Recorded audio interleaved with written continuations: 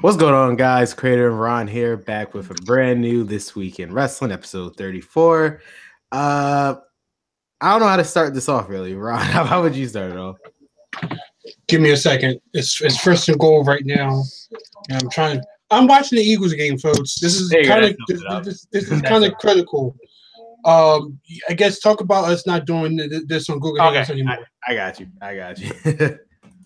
All right. So, yeah, guys, first off, I alluded to an announcement on Facebook. The guys who's watching, I alluded to an announcement on Facebook that had some big news regarding the podcast of the channel, and it is positive news. So let me just get started with that. I wish I could bring up a picture. Hold on. If I could bring up a picture real quick, that would actually help me out. Give me a second. Actually, I'm just going to bring up a picture so everybody can just see it. Give me a second while I'm announcing it.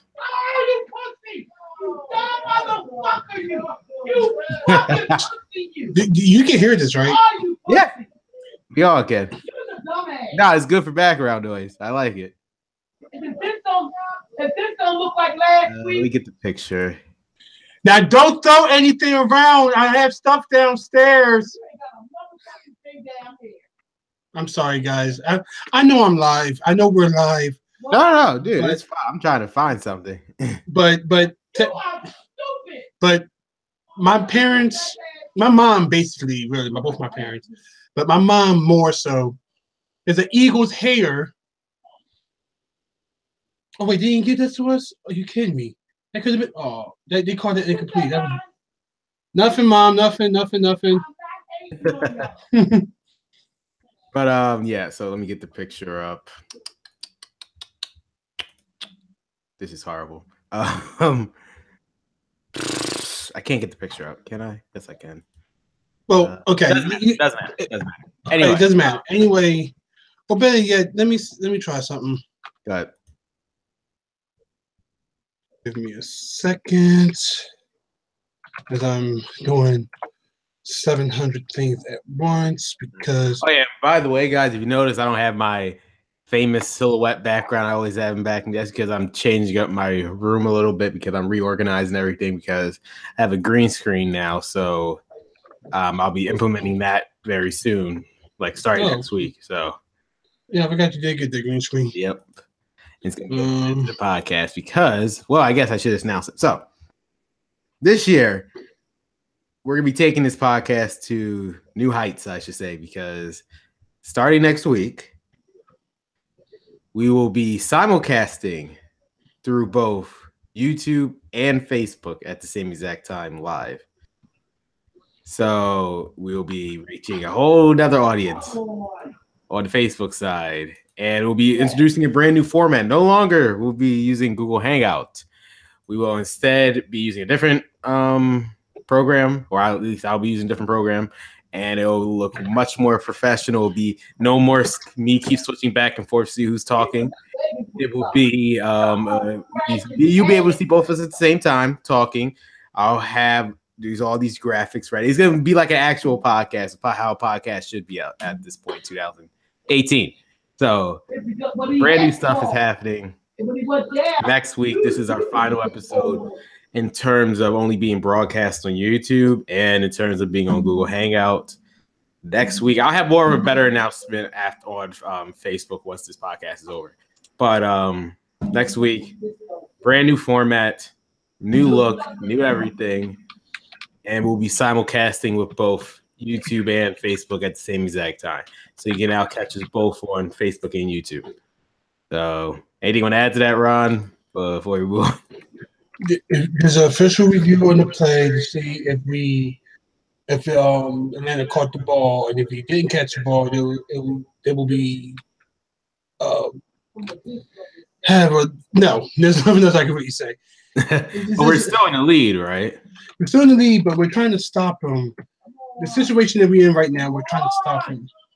Yeah.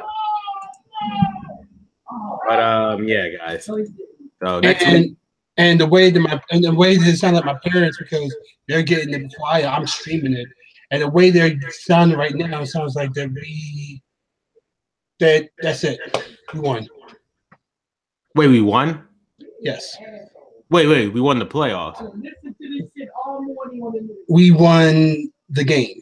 We're now going to the NFC playoffs. No, we're in the playoffs. This is the playoffs. Now we're going to the NFC Championship. We have to wait to see who wins between New Orleans and Minnesota. So are we going to the Super Bowl? Not yet. We have to win one more game before we go to the Super Bowl. This was just the divisional playoffs, and we won this. Now we have the NFC Championship game. After the NFC Championship game, whoever wins that, he gets whoever wins that game goes to the Super Bowl. So now we're waiting for the New Orleans Saints versus Minnesota Vikings game to see who wins that game. That's tomorrow. Got it. Okay, I understand. But other than that, we won. Well, that's a good thing. I'm probably going to be doing a bunch of shit posting now because I've seen some people who were giving up on us and saying how we wasn't going to win and how we wasn't going to do this and how we wasn't going to do that. Damn. Well, at least we won. I mean, I'm not gonna lie. I wasn't expecting us to win.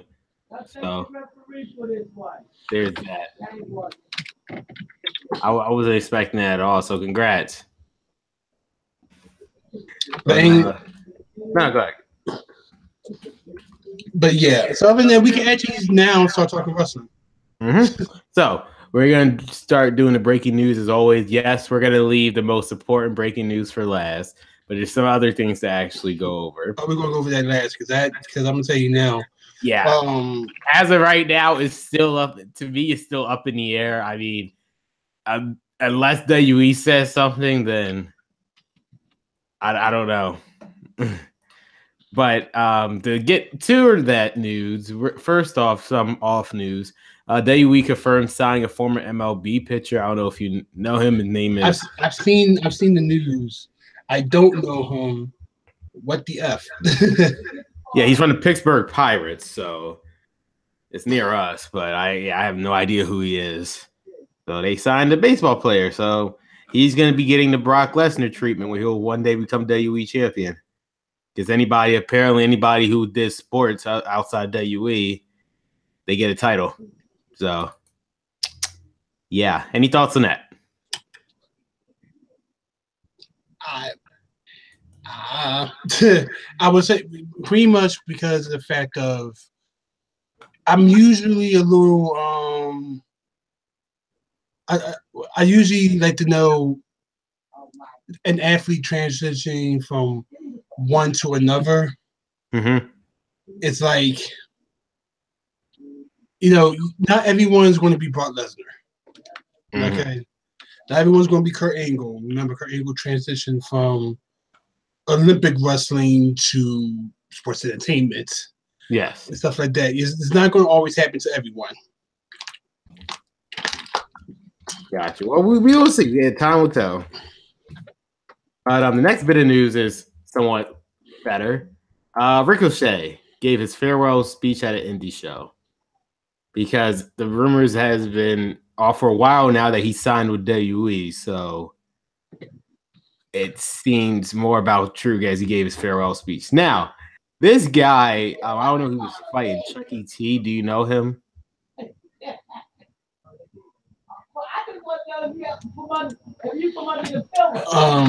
I'm sorry. I'm just looking at more stuff. No, it's fine. Did you hear that? Yeah, I did. What happened?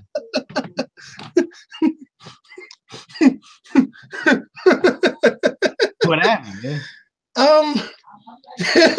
It's like there's a fan around the corner from us that's really, really happy that the Eagles won. Obviously, to a point that I think he lit up a matey.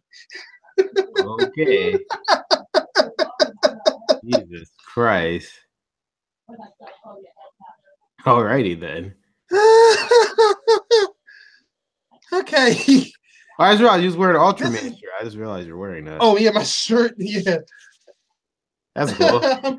I apologize. I literally am apologizing. It's fine, man. It's fine. I expected people to react this way because the Eagles. And that scared me. That legit scared me. I see. No, but what I was saying was Ricochet. He gave a farewell. Yeah, he gave it. Yeah, I did. So I saw a little bit of the match. Someone So he wrestled against Chuck Taylor at PWG. It was a brutal match and everything, and it was for the championship. Of course, he lost, and he gave his farewell speech, as you said, as he's going to the WWE.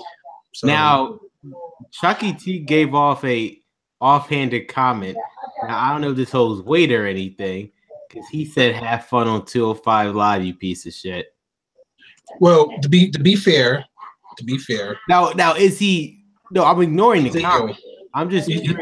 Is he actually going to 205? I thought he was going to some performance center. He's probably going to the performance center. He's probably going to.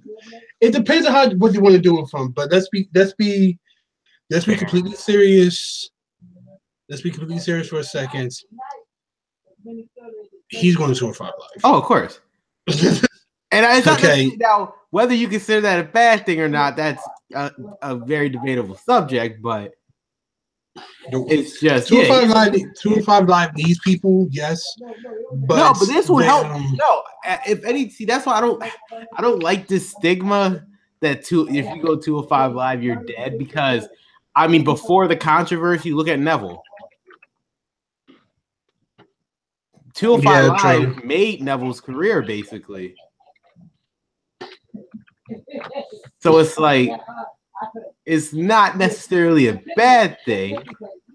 You're right, but it's just the fact of, I mean, yeah. 205 Live doesn't have to be a death sentence. Well, look at Enzo Amore. Same thing with Enzo Amore.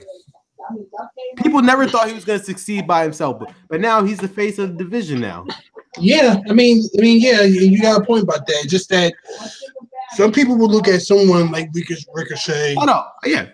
And they will figure that he deserves better than 205 Live, because a lot of people don't watch 205 Live and everything.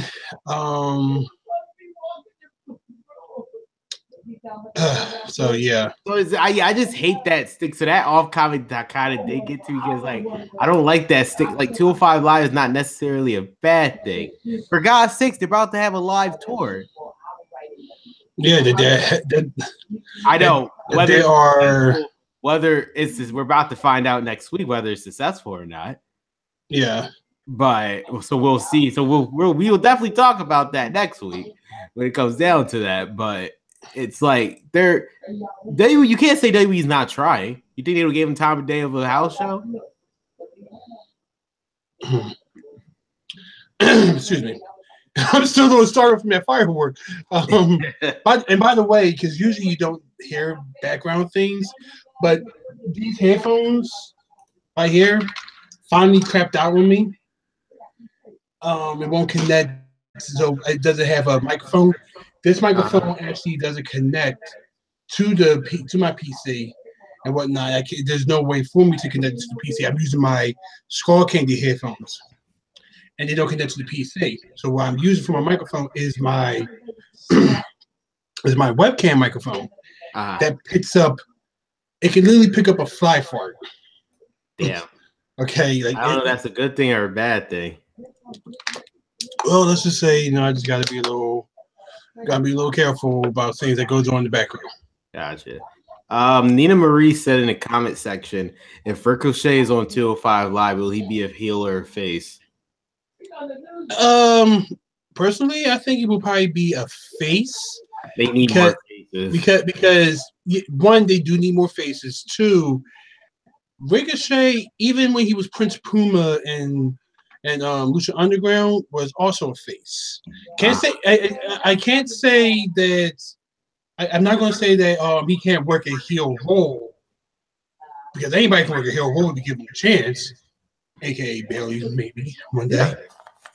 But you can't necessarily. I can't really see Ricochet as a heel yet. Yeah, Because like in Dragon, I didn't say Dragon Ball. I have Dragon Ball Fighters in my head right now. But in Dragon Gate Wrestling, he was known as a face. A bunch of shows that he has done, like New Japan, he was always known as a face. In the match, the flippity flop match that everyone likes to talk about, that I actually like, by the way. And that match, he was actually the face of that match. While, oh my god, I the one thing I do hate about this is I'm sorry, I'm something else, but like I have all my friends doing live videos because we won, and I'm trying to turn them off. So you hear me doing random clicking because I'm trying to turn off everything because I'm busy doing this podcast. But anyway, so even in that match, he was technically the face because Will Ospreay is really a heel in New Japan. Yeah, he's with and stuff like that. So I see him more as a face than a heel going to 205 Live, unless they tell him something different. Gotcha. And actually, the more I think about it, I think he might just go straight to 205 Live. Because does he really need training? Well, no, but the one thing that I would say is the fact of they want you. The reason why most people who are known wrestlers go straight to 205 Live is because they try to get them to wrestle the WWE way. Yeah, the WWE way and stuff. So they'll probably teach them a couple of things. Like you don't need to know wrestling, but let's teach you some things of the WWE way of wrestling. Like how to suck Triple H dick. But I'm kidding. I'm kidding. Please don't. Please don't. No, but like same thing. Like look at Rockstar Spud. Even though he didn't debut yet, he's pretty much 205 Live bound. True. So it's like that's the same. Like people necessarily don't have to go to NXT. So we'll see. I feel like they're gonna put him on 205 Live solely because they need the depth now. Because again, with Neville's status still up in the air, the whole Rich Swann incident, Brian Kendrick just got injured. They need people. Yeah, they desperately need people right now. And you can go ahead and talk. I'm gonna run to the bathroom real quick. Okay, yeah. Trust. I won't talk about the real breaking news yet. So the next one is more of a rumor, if anything, and it is Mark Henry. Dave Meltzer's point that Mark Henry is pretty much considered retired without any fanfare. Meltzer also states that Henry is still under contract with WWE, even though he will be making a non-wrestling appearance in Northeast Wrestling on March 2nd. That will feature Eric Mysterio, Tenay, also formerly known as Emma, Flip Gordon, and Matt Riddle. So, love you, Mom. Basically, Love you, Mom. Mark.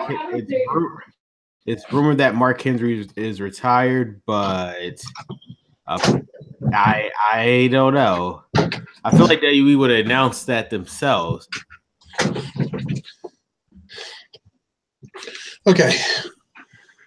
Promise. No, all I would say is that the rumor that Mark Henry is retired. Well, here's the thing about that. I think he actually is completely done. And he's probably going to take a backstage role. I know everyone likes to make the joke saying that, oh, well, he did this before against John Cena. You're right. But at the same time, he was also in the Angle. Yes. He's not in. We haven't seen him on TV since like what, WrestleMania last year, I think it was. You know, not everyone. Excuse me. Not everyone has. I am dying right now. I apologize. All right, I'm fine. Anyway, as I can talk now, body.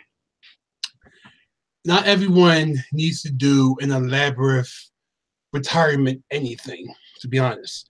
And maybe WWE saying, or he's saying, look, we already did the whole fake retirement thing. If I do this again, they're probably not going to believe me. So how about I just bow out quietly? Because Mark Henry, from what I've heard about him, he's not really a man who's like glitz and glamour and stuff like that. I mean, like he'll get his day in the Hall of Fame, yes. Oh yeah, obviously. But as far as like going out there and putting on a speech and everything like that, he doesn't have to do it. And like I said, the last time he did that, it was an angle. Yes. He doesn't have anybody to wrestle in the angle at the moment. He can start something, but I don't think he wants to. So personally, I think that he is done. Well, ever since the brand split, it's like some of these stars like that we have been seeing for years are starting to like push it away. Like Big Show to a point, he stepped back to let the newer people have the time. People like Kane and like Mark Henry. I mean, well, Kane, well, not now, Kane, but like when the brand split first started, like you didn't see those people that we've seen for years. Well, like they just stepped back. So not everyone has to be Triple H. And that's the second Triple H show got made tonight. But not everyone has to be like Triple H or spotlight. Yeah, like 24/7. Even when you letting the new guys do stuff, but I gotta be champion. Someone to the point where he had to main event WrestleMania. Yeah, you know, like he doesn't have to. Not everyone has to do that. I mean, even look at John Cena. I mean, now I will put it like this: it's not like everyone doesn't have anything to do in the background. Kane's running for mayor. John Cena is now a successful actor, and I did in all these movies. I think Mark Henry, I think he's just going to be doing some things backstage wise and stuff from what I'm hearing. No, yeah, you're right. Stuff. So we will see. We will definitely see what's up with that. Yeah. Oh, here comes my best part. No, it's not yet, man. It's the one before it. It's the last one before it. Okay. They revealed the 12 charities that will be in the Mixed Match Challenge. Oh, you revealed the charities. Okay. Yes, and this is where we get to the good stuff. So, I mean, in case you guys don't know, the Mixed Match Challenge, besides the Raw, like Raw versus SmackDown, male and female teaming up, whatever, the real main point of this is that the winning team will receive $100,000 to support their charity of their choice. So basically, every team represents a charity that they're fighting for. Let me read off the list, shall we? Mm-hmm. AmeriCares is represented by both Bailey and Elias. American. Boys and Girls Club of America is represented by Jimmy Uso and Naomi. Girl Up is represented by Bobby Roode and Charlotte Flair. Global Citizens is represented by Lana and Rusev. Higher Heroes USA is represented by Alicia Fox and Goldust. Kaboom is represented by Big E and Carmella. Rescue Dogs Rock is represented by Asuka and The Miz. UNICEF is represented by Becky Lynch and Sami Zayn. Special Olympics is represented by Finn Balor and Sasha Banks. Where am I? Make-A-Wish is represented by Natalya and Shinsuke Nakamura. Susan G. Komen is represented by Apollo Crews and Nia Jax. And my favorite, Connor's Cure, is represented by Alexa Bliss and Braun Strowman. How convenient. That's just not fucking fair. The team that's most likely to win has the charity that they represents the most. How convenient. That's just not fair. That's not fair. That's not fair. Remember when I told you that I said this whole thing is like, what's the point? Because it's already predetermined. They just pretty much proved it's predetermined. Connor's Cure is represented by Alexa Bliss and Braun Strowman. That's not fair. Like how could like the other ones seem random? Okay, it just so happens Connor's Cure That is legit. This is bullshit. So watch them conveniently win. And I'm like, wow, what are the odds? That is so not fair. It's ridiculous because it's like I doubt any of them had to say as to which charities they were going to pick. I thought you put in my room. And it's like I just don't understand because Make-A-Wish is represented by Natalya Shinsuke Nakamura. Special Olympics represented by Finn Balor, Sasha Banks, Suzy Coleman, Apollo Crews, Nia Jax. All of them that are familiar with WWE to a point, but the most one that they really stick up for is Connor's Cure with the Raw Women's Champion and pretty much one of the top faces of the company, Braun Strowman. Now, I will say this: it's not going to be a complete. I don't think it's going to be a complete washout. You might say, like, okay, Connor's Curry might most likely is going to win. Yes, no shit. Why did he get elected Blizzard Braun Strowman? But what's the prize they take? They're getting $100,000 to support the charity of their choice. They don't have a choice because there was already picked. I doubt the superstars actually picked the charities. Well, what I'm saying is, I feel like that they're going to give something to said charities. It's not going to be like your wrestlers didn't win, so you're not going to get nothing. They're not going to just bring up names of you have this opportunity to get these you're not going to have these wrestlers sign up for your name and hoping that you're going to get 10,000. Oh no, you're right because I actually read it. It says it right here, literally right here. In addition to the $100,000 grand prize, each team charitable organization will automatically receive $10,000. Okay, so they're pretty much just doing it just the Biz Participation Award, basically. Yeah. At least you tried. Look. We all know Connor's Cure is getting $100,000. Every time I think of Connor's Cure, I just think of the little brother. The set, yeah, it did. They come up to the podium during the Hall of Fame, and I know. And saying, what did it make you cry? That's why. That's what it was. Make you cry? It made me cry. I shed a tear. that legit got me. So I don't. So let's move into this story, which is the real breaking news of this whole week, and I'm gonna let you take it from here, Ron. Oh boy, just let me tell the bad news, huh? Hey, why not? All right, so a couple of weeks ago, Paige and her stable. Why am I to call it Evolution? It's not Evolution. It is Evolution. It is Evolution. It is, yeah, but it is Evolution. It really is. But what is it called? Absolution. Absolution. Thank you. All right, so Paige and her stable Absolution was facing off against Sasha Banks, Bayley, and Mickie James, as what you've been seeing on TV.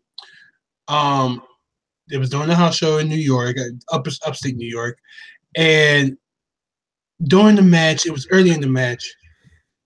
Something happened from where Paige took a spot from Sasha Banks. Sasha Banks had kicked her. Like Paige was posing. Sasha Banks kicked her, and she fell. Turns out and she kind of hurt herself from where she couldn't get up, and they called off the match.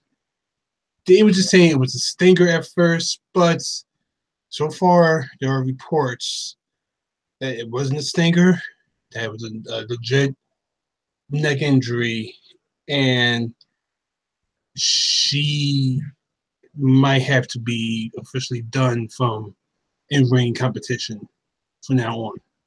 Because the one thing I've said this many times within the WWE is they have been really careful with neck injuries and head injuries, especially concussions.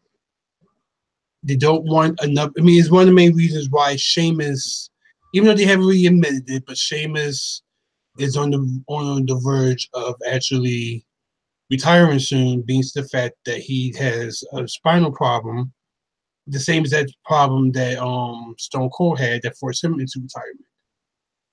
And it's almost the same as that thing that the Edge I got too. So they're being extremely careful when it comes to neck injuries. I mean, look at TJ. Gotta bring forward his name. Tyson Kidd. Yeah, Tyson Kidd. Yeah, I'm thinking TJ because that's his real name. Well, yeah.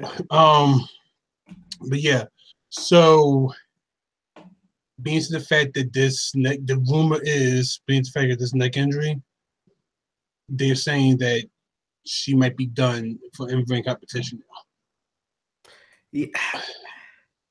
I mean, the way I look at it is that if it is true, I'm glad it's now, because at least Paige got to say at least. I mean, even though it was like not exactly the way, at least she was able to say goodbye to her fans. Because remember, she was gone for a year. Yes, and it's a sad thing because she just came back. People were happy that she's back, even though she's playing this hero role. She literally just came back a month ago. And then her first match was legit one of her best matches that she had since she was there. Yeah, so, but that's just how things go, I mean, you know what? A part of me really feels like WWE knew this was going to happen. They just wanted to see how this will play out. I feel like they knew Paige was on borrowed time anyway. Not with I might even say due to an injury standpoint. I think personally it's more of a PR standpoint with Paige.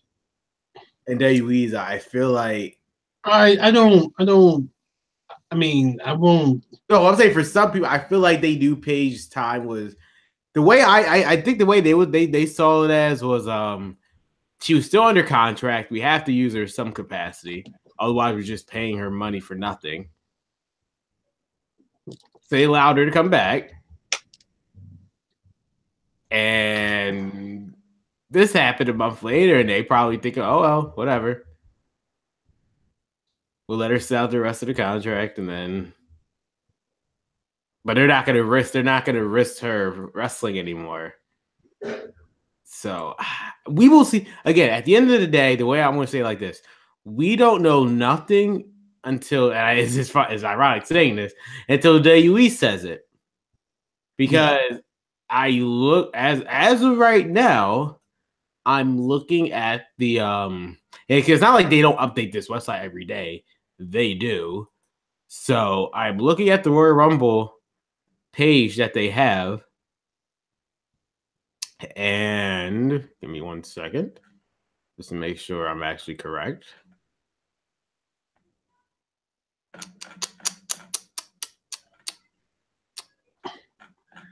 Give me 1 second.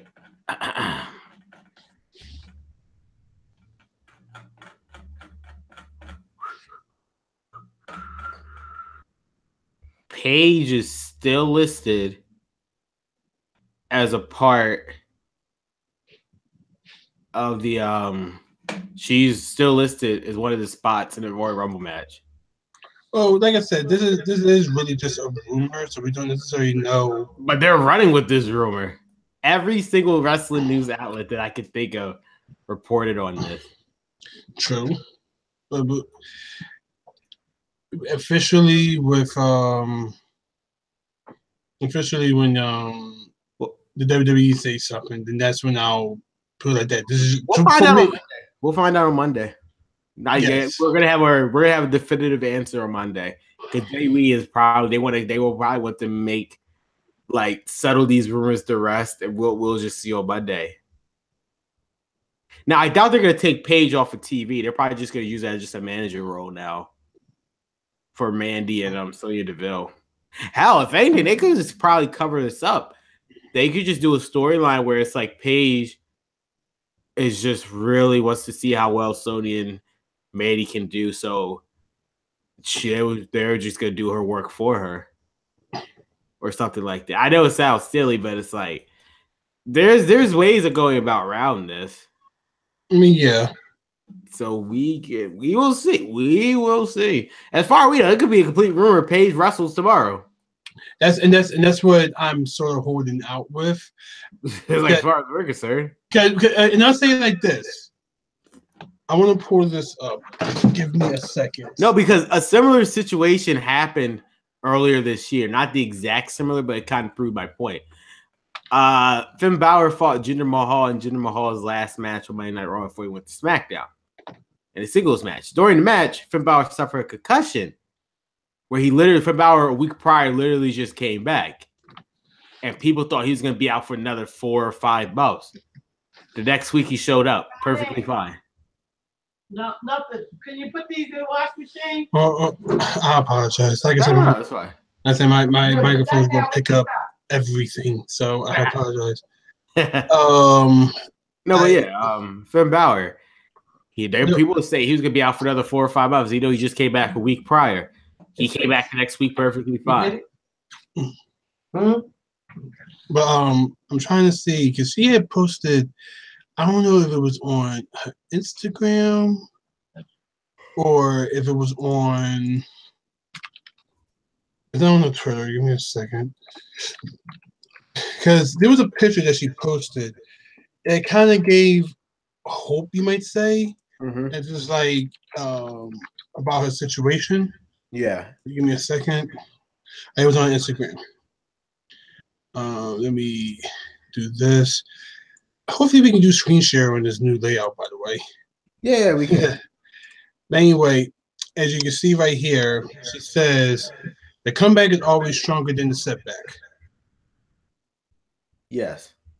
Don't listen to any of these people because these people are stupid because you either get the, I hope you're okay, it's all Sasha's fault, or people who go and say, nah. Because you can't blame Sasha for this. No, you can't. Mistakes happen. For all that, we should be blamed. Nobody blames Samoa Joe for Tyson Kidd's accident. No, you're not. So it's like, because it's just an accident. Well, you know, as I said before, some people know how to turn off, and some people don't. So, I'm gonna turn this. So it's like pretty much, it's kind of a thing that the comeback is always stronger than the setback. Meaning maybe she's not completely done. Just want to take a break. Even though she just came back a month ago. Well, yeah, but like I said, they're being really cautious with neck injuries and head injuries and stuff like that. So we'll just see from there. But I will go by that Monday. Yes, but like I said, I will go by that tweet of saying the comeback is always stronger than the setback. Exactly. So with that, now we wait until Monday. So it's going to be something. It's going to definitely be something. With that, any other news that I missed before we just head into the actual shows? No, nothing I can think of. All right, so let me pull up my notes for Raw. I'm just hoping that no other bombs go off. Out of nowhere stuff. All right, so Monday Night Raw took place in the FedEx Forum from Memphis, Tennessee, and the main point in this was The Miz was returning for the first time since losing his Intercontinental title to Roman Reigns. So let's start off the show. Roman Reigns, Seth Rollins, JC Jordan start off the show. JC Jordan is like a total loser. Jesus Christ, this man. He's basically telling us, hey, we're the champions. Nobody can touch us. We're the Champions Club. It's cute. The Balor Club coming out. And I'm glad they're called the Balor Club. They can finally sell those t-shirts. It's like they're printing them out just in batches. They want more. They want it to the point where it'll be more Balor Club shirts than Bullet Club. That's like how he told you. which I doubt it ever will be. But Balor Club came out, basically called Jason Jordan a nerd. It's like, yeah, you can't like. Can I say something about that? Yeah, go ahead. There was a point in the thing, and a lot of my friends got scared. There was a point in the thing where there was. Oh, yep. I don't know why. You see, my brother said the same thing. Go ahead. It goes. If you, Jason, call you tip my tongue starts with an N. I'm sorry, what? No, but that's a bad thing though. That's like a bad stigma. Y'all first thought when a white person says it start off with an N to a black person, y'all just think that.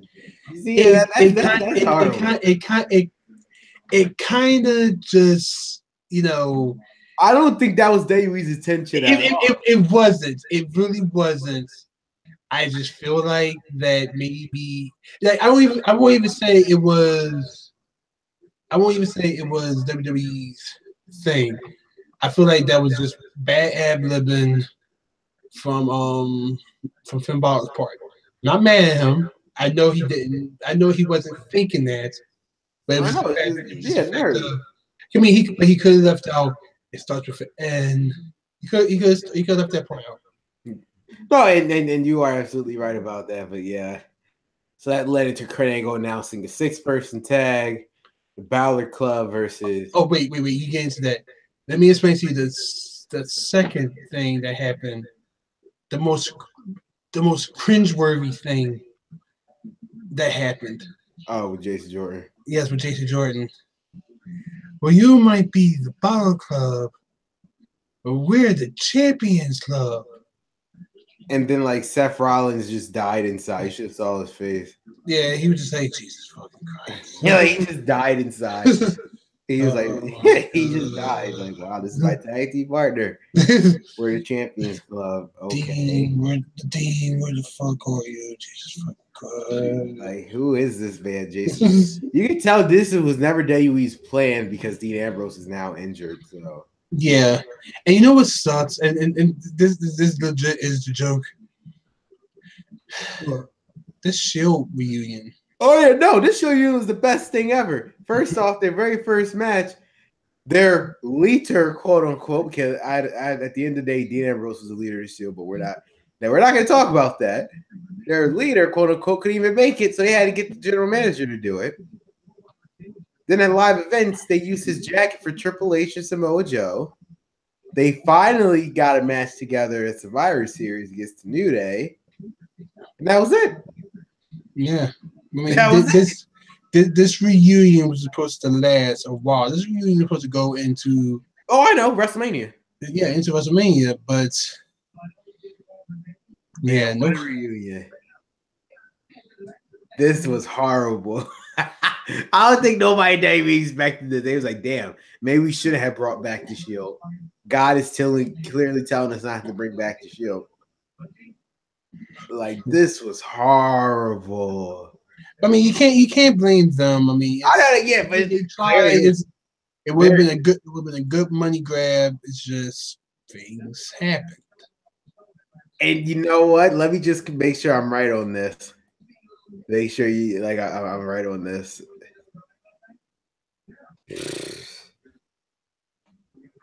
All right, not yet. I thought they put the Shield shirts in the clearance section in WWE. I was like, well, there you go. They did. No, I thought they did. That's what I was saying. Okay. I'm going to say shit. Like that. That's exactly what happened. Yeah, we're just gonna shut this down. There's no point. Dean Ambrose is gone. You can't have a fucking Shield without any of the 3 members. Well, yeah, you can. They did with Roman Reigns. Well, yeah. Roman Reigns is replaceable. That's why. So is Dean. No, he's not. Clearly. What you looking at? Roman Reigns, screw that guy. No, literally, it was like. No. When I say so is Dean. I mean, in this moment right now, he's replaceable because look what Jason Jordan is. But yeah. So Kurt Angle came out, which led to the announcement of the 6-person tag that took place in the main event, which we'll see the Balor Club versus the Shield plus Jason Jordan. I guess. On to Sasha Banks and Bayley versus Bill. I don't. Maybe it's just me. But it probably isn't. Did you notice how Sonya Deville looked? No, I didn't. What do you mean? So what I mean by that, because if you call her look from NXT, she had her hair tied up, whatnot, like a UFC fighter, whatever. Here, her hair is down, and it's done. Basically, like they prettied her up. Basically, they just took her character traits and just said, "Screw it, she's gonna look like every other female on the roster." And they did the same exact thing to Ruby Riott. Yeah. Where they have because if you actually look at the photos, here, for God's sakes, here's a photo. For God's sakes, hold on. Look at this. Wrong picture. I can get to it. So look at this. Her hair is down. Well, let's say it like this. Like what the fuck? Let's say it like this. Sonya Deville is not technically the pretty one of the group. Oh yeah, obviously it's Mandy, but so that's. I guess this is their way of Vince saying, "Hey, let's goose you up a little bit."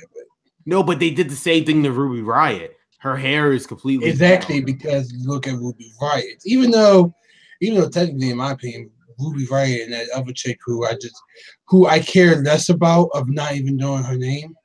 Which one? The one that cut that promo. Yeah. Oh, Sarah Logan. What about her? Yeah, like those two, she looks kind of rough her damn self, but I'm saying, but like Ruby Riott, she looks pretty rough, I get it's just I just don't understand the stigma of WWE where it's like like Sonya Deville's literal gimmick was complete opposite of how the typical female should look in the women's division, and they turned her just like her. Yeah. Now all she is just this woman just wearing UFC stuff. I can't. I don't know. It was something about the hair that made her like makes her feel like she's like a legit fighter or whatnot. Let's just call it spade for spade. Let's just call it her DLC costume, or player 2. I joke about DLC because something happened. It was don't want to stray too far off, but video games is supposed to be fun. Video games ain't fun anymore. So there was an announcement that was made about a fighting game, and it was just like, are you serious? They're actually going to do that? So that's what I mean when I said maybe it's a DLC. But anyway, yeah, I'll tell you that later. All right. Anyway, I mean, maybe they just, or maybe she had no hair ties and just had to knock her hair down. We'll see this week, but it's just like it just irritates because like these characters they made in NXT was meant for nothing. So they're just gonna change her look the second they went to the main roster. Same thing they did with Ruby Riott. Like her hair is completely down. Her hair was never that long. They just did it just because. But moving on, it was Woken Matt Hardy's in-ring debut against Kurt Hawkins. Just feed him. Obviously, Matt Hardy won, but it was after the match where it's like things got weird as Bray Wyatt got into the ring and they just started laughing at each other face to face. Later on, Bray Wyatt announced himself in the Men's Royal Rumble match. Now, I will say this. The one thing, and actually Matt Hardy actually said it himself, which kind of puts me in the thought of what I said before about what happens when Jeff comes back. But Matt had said, because I feel like he noticed that I have this new theme. They came out with a new theme, a piano theme. I'm guessing it's supposed to mimic somewhat of what Ruby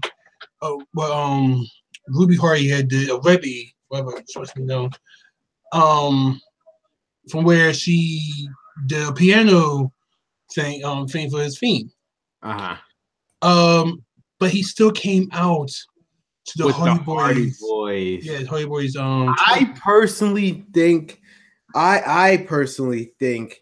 that it was just because they didn't have the graphics ready yet, which is stupid and lazy. Because if y'all had the time to go to make a new theme, how? I mean, and look, it's been a long-standing joke between me and my friends, but you know, the entrance of Enzo and Cass was Photoshop AE. You know, like my friend, like there was a legit video that someone had made, and my friend sent it to me. But it was the fact of the same as that thing. The graphic, it was like little graphics design. It was a demo graphics design. Like when you purchase the thing, they give you little demo graphics, and the same as that thing that was Enzo and Cass's thing was on there. The difference was it just says put design here, put design there, put design here, put design there. The same as that time when you see Matt. Let me see if I can find a YouTube video of that because when you see that it's Enzo because not your Jets, Jesus, Jax because Titan, I'm saying Photoshop, I guess, because it's funny. Like it's the whole thing, like the soft and everything, and someone legit put it down as like it's the same exact thing. Wait, man, can you still hear me? Yes, I can. Okay, I'll make sure because my microphone fell off. That's why I was making sure. Oh wow. Oh man, I'm trying to see if I can find it. If I can't, I'll find it. I'll send it to you later. But yeah, but other than that, my point is they can make something so simple with doing that and everything, and yet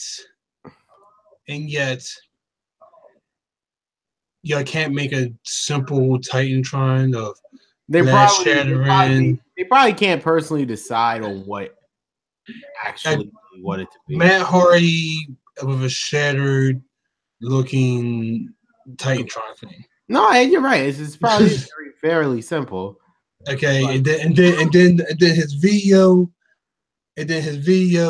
would just be of him doing this and him doing that, and maybe a couple of stuff where Matt Hardy was doing things in the ring, and then going back and forth doing this. Like it's not really that hard. But anyway, back to what I was saying before I got into the Matt Hardy thing. I mean, not the Matt Hardy, the Enzo and Cass thing. He tweeted. I'm trying to think, how long ago was this? It wasn't too long ago, but he tweeted where he said, Vanguard 1 tracked down the outdated apes that projected this. He uses these big words. Obsessities Tron from my previous mortal vessel. Hack into these systems and ensure this never happens again. So pretty much that means, hey, make me a new Titantron. I'm not the Hardy Boys. I'm Matt Hardy, and I'm woken Matt Hardy. Let's not use the Hardy Boys Titantron for this anymore. Okay? And with that being said, with him saying that, this is where I say that I feel like Jeff won't come back woken. And I don't even think Jeff will come back as and on Raw. He might be going on SmackDown. Yeah, I was thinking. No, Jeff Hardy's going to SmackDown. There is no. They need like another major. AJ Styles, he can't do it. Like he can do it, but it's like they just can't keep letting AJ Styles do this all by himself. Yeah, exactly. Like being the top star over there. Yeah, exactly. So they definitely need somebody. So I personally think Because when is actually Jeff Hardy supposed to? How long was he injured? I think he's missing Royal Rumble. He might be back around WrestleMania, but Jeff Hardy's comeback timeline.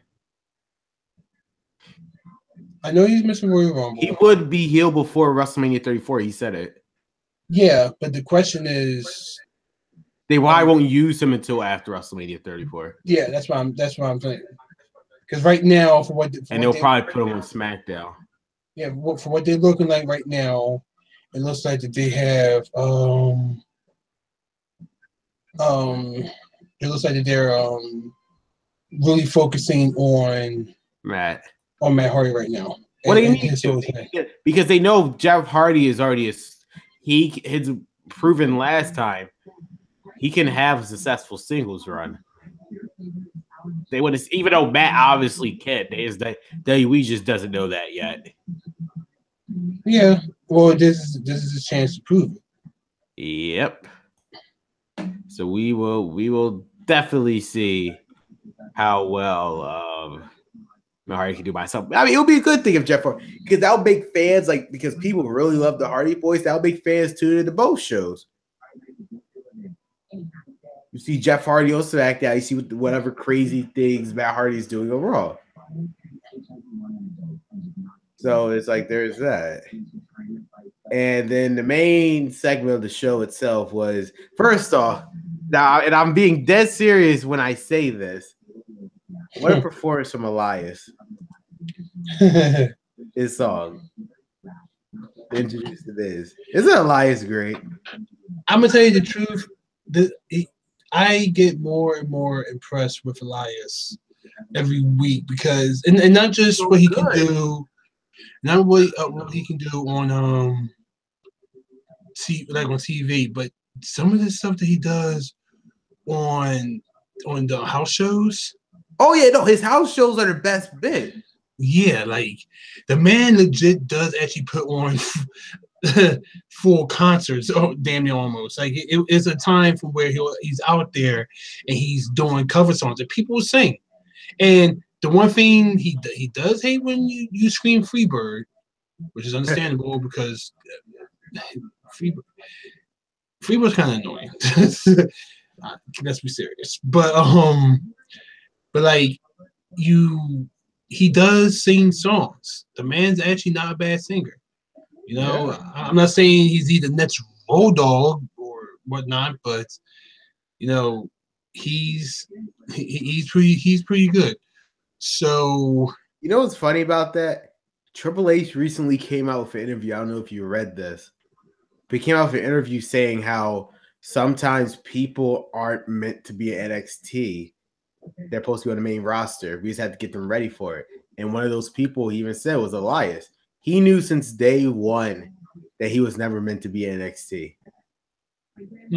He said this was a main roster gimmick.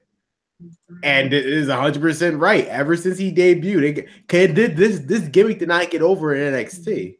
No, it didn't. Did it. This is actually probably more better main roster wise. Yeah, that does make you wonder how much was he holding back. I think he was doing it on purpose because again, Triple H said he was never meant to be in NXT. We was just getting him ready, and when the day Vince McMahon finally decided to call him up, but he was never meant to be in NXT. He said so, and it's proven. Elias, don't you find it hilarious? Elias, who's basically a homegrown talent from WWE, dare I say, had a more successful run in his first year than, let's see, Shinsuke Nakamura. I know that's bold, but let's look at what Shinsuke Nakamura has done this year. Well, yes and no. Because Shinsuke is always going to be the star that he is. But yeah, of course. But a lot of people has been saying, and I feel this way too, they're using him wrong. They don't know what to do with him. And that was the one thing that I was afraid that was going to happen when you put him in the main roster. Now, I'm not saying that, this man should have been champion from the gates. You know, he's a king of strong style. No, because he is there with other talent. But to lose to know what it was? Blame Vince McMahon, obviously. But no, in all seriousness, do blame him because he was a victim. Shinsuke Nakamura was the victim of the Jinder Mahal experience. Because they already ran through Randy Orton. John Cena wasn't getting a job to him. They had to find somebody else. And they said, why not?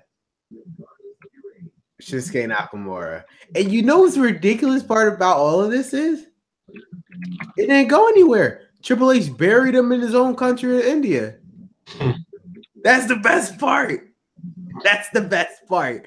It's like 6 months of this bullshit that we were supposed to think that, oh, Jinder Mahal is a legit WWE champion just for Triple H to bury him when he finally came to the condition that, oh, you know what? Maybe this was a bad mistake.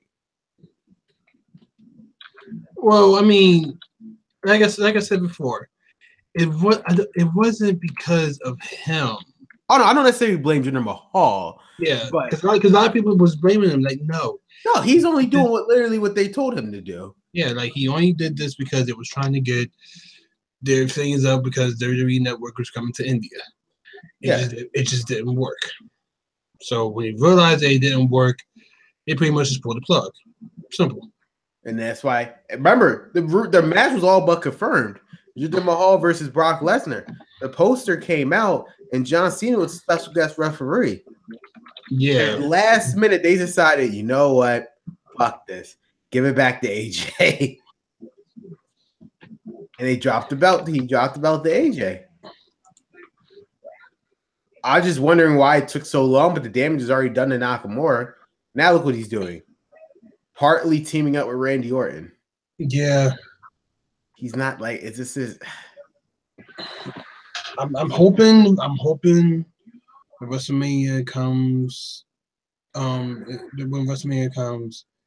that something good will happen. I am hoping that. I don't think he's gonna win the Royal Rumble though. I know it's. We know.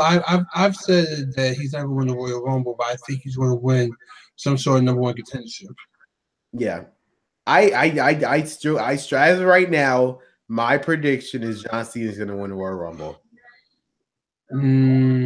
Because I only say that because again, I find it very weird that he's advertised for both the Elimination Chamber and Fastlane pay-per-views. Point, but I will say I think John Cena is winning it. But then the whole thing is, well, which title is he going after? He obviously not going after Universal because that's fucking Roman Reigns. So we'll see. Now the match that's been built up for months and months and months ended like. I don't necessarily disagree with the ending. I thought it was kind of brilliant. The Cruiserweight Championship match between Enzo Amore and Cedric Alexander. It was actually a decent match. I'm shocked Cedric got that much out of Enzo. I'm actually shocked. But basically what happened was near the end, well, I actually really hate this. Why? The fact that y'all keep pushing back.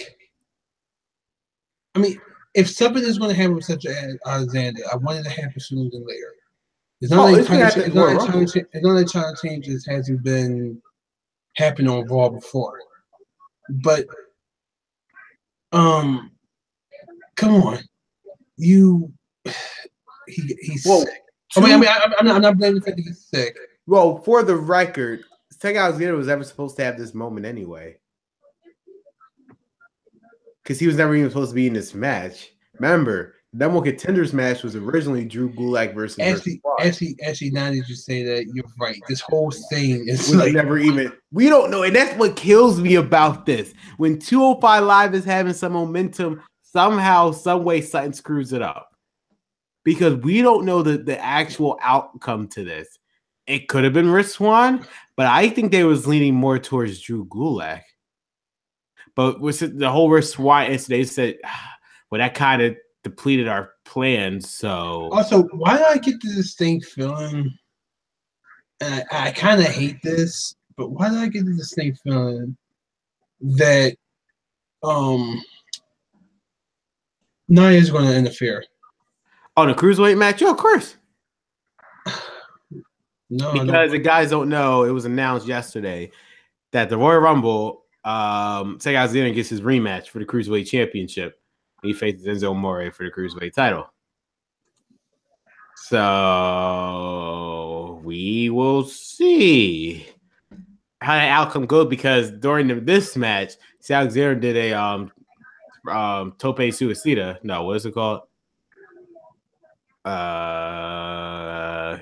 He did a dive outside. Enzo Amore was actually already bleeding because Alexander previously hit him hard with his elbow. And kayfabe-wise, Enzo Amore twisted his ankle. Yeah, we know that. I actually had to tell my friend that like he's not, his ankle's fine. I know. Had they not showed that next segment, I legit thought he was hurt. Because the way he did actually land on it, that did look like he actually hurt himself. Had they not showed that next segment with Nia Jax backstage, I would have actually believed it. Yeah. You know, I knew he didn't. But yeah, he rolled actually, if you watch the match, you watch how it ends. Oh, you know, you're right. Because Enzo Amore was trying to get back in, but then he looked at realized the referee counted 9. He said, fuck it. Yeah. Yeah, I know. Yeah, if you really look at it, he wasn't actually hurt. Well, he played to me at one point. He did play it also very well. I actually legit thought at one point he was hurt. So, yeah, we will see. Overall, though, it was actually good. I'm glad he did this play, because now it's like we'll say Alexander actually finally win it at the Royal Rumble, and we will see. We will definitely see what's going to go about that. Next segment was shocking. I wasn't expecting it. I don't know where this is going. Titus Worldwide defeated Cesaro and Sheamus. Yeah, what the fuck? Out of nowhere. You know what? And here's I don't think I called it last week. I said that they're trying. It's the same thing with Heath Slater and Rhino. They realized that Seth and Dean, they're basically their top face tag team, are no more. So they need to actually try to build up whatever fucking team they have left. So that's why Heath Slater and Rhino currently doing whatever. And now look at Titus Worldwide. Got to win over the former Raw Tag Team Champions. Because I think they know Seth Rollins is about to become a single star now. So they actually need to build this division again. So I think that's why they're giving him the win. But overall, though, I feel like this is just going to lead to Gallows and Anderson getting the titles back eventually. And then Finn Balor wins the Universal title and everything is right with the world. Until Roman Reigns just buries all of them, but that's another story. That's after WrestleMania. But until then, yeah, Titus Worldwide shockingly won against Cesaro and Sheamus. Yeah, I know. And then you know what the thing that actually gets me about that too? They just announced that is going to be Sheamus and Cesaro the Bar versus Jason Jordan and Seth Rollins for a rematch. Yeah, for the rematch. So you think, and even no, it wasn't you think. You knew that they were going to beat Apollo Crews and Titus O'Neil. Yeah, well, I'm just saying, like, you know, the motivation, you know, like when you were in this predicament, and maybe I don't know wrestling as much as I thought I did, but usually when you're in that type of motivation for where you're either the champion, I don't know, or you're either the champion or you're the number one contender for said champion, you still have to wrestle your matches, but your matches has to go. But your matches is usually you winning to show you how strong you are at this moment. Losing to a tag team like Titus O'Neil and or Titus Worldwide, I'll just say it like that. But losing to a team like that, doesn't really make you look strong. No, they're trying to again. They're like I said, we have strong heel teams on the roster. That's why I feel like they don't know how to even things out. For the longest, we had more top heels teams than we had face teams. Cesaro and Sheamus basically raced up to a point. The Balor, now the Balor Club did, and where were the faces tag teams? They had to just ever since the New Day left to SmackDown, they had to put together Seth Rollins and Dean Ambrose. Yeah, but then we also had the Hardys, but that was done. So it's like that. That's the point. They realize, okay, we should probably build up this tag team division now.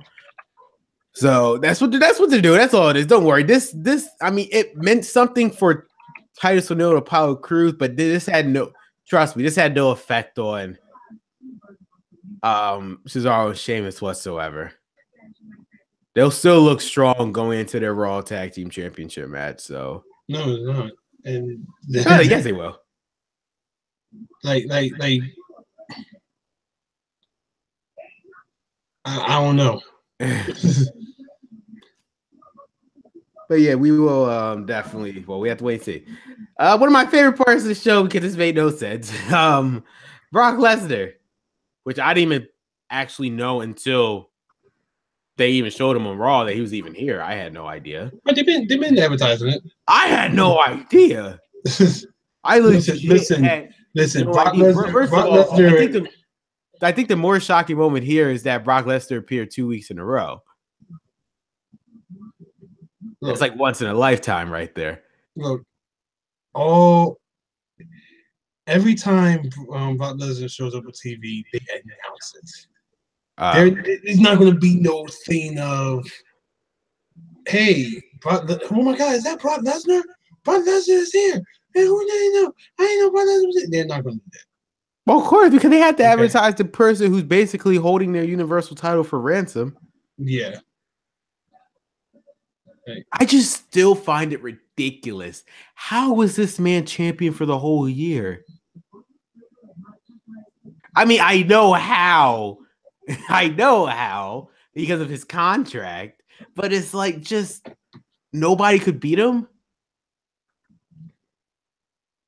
Samoa Joe, Braun Strowman, nobody. Money, man. But that's besides the point. Anyway, Brock Lesnar came out, typical Paul Heyman promo, which is perfectly fine.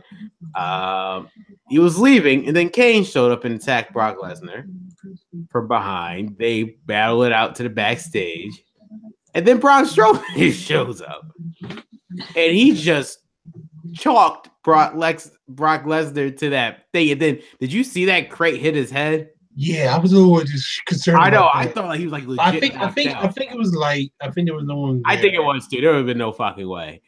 Brock Lesnar would have been knocked out. And then he took out Kane, and then for whatever reason, WWE has a freaking hook backstage. For whatever. Why do they have that? That should be the first question we should be asking ourselves. Why do they have something a grappling hook backstage? Listen. If you want to put it to SmackDown versus Raw 2008 or the other old school wrestling games, why did they have most of this stuff backstage in the first place? That's very true. Yeah, it's like, but we're gonna ignore that reality, and Braun Strowman just pulled the whole, or as Mike Cole used to describe it, the whole back down. Would he describe it as the road crate? No. Oh, he pulled the backstage rigging down, which by that logic should have caused the whole stage to collapse. Look, I don't know. But whatever. But my favorite part of all of this is that when Brock Lesnar was getting stretchered out, he was telling Paul, he was like, Paul, get me out of here. from the ambulance. It was hilarious. that's why I actually find legit funny. But yeah, it doesn't matter. Kane is eating. Oh, it did something else too. Yeah, I like how Brock Lesnar's getting all this medical treatment, and Kane, I know. And Kane's just like, oh, don't worry about me. I'm okay. Well, I guess they're trying to show. I get what they're doing, but the thing is, it doesn't do it for me because it's like it's so late in the game, it doesn't matter. They're basically trying to show, well, Brock Lesnar's human, but Kane isn't. He was able to get up and walk away from this perfectly fine. No. Brock Lesnar is the beast. Kane is the monster. Strowman is the monster among men. I know that's what they're trying to build it as. So if Brock Lesnar is the beast, yes, he was saying, "No, get off me, get off me." With that said, he still should have gotten up and just was dizzy, like, okay, He should have gotten up like that. And you're right, but he didn't. He got the VIP treatment of medical care, and stretch her off in a nice ambulance ride. Meanwhile, Kane's just like, "Oh no, don't worry about me. You know, I'll be okay. I'm just gonna go over here." I know, right? If anybody wants to check up on me, I know he just I'm walked bleeding away right now. Never be seen.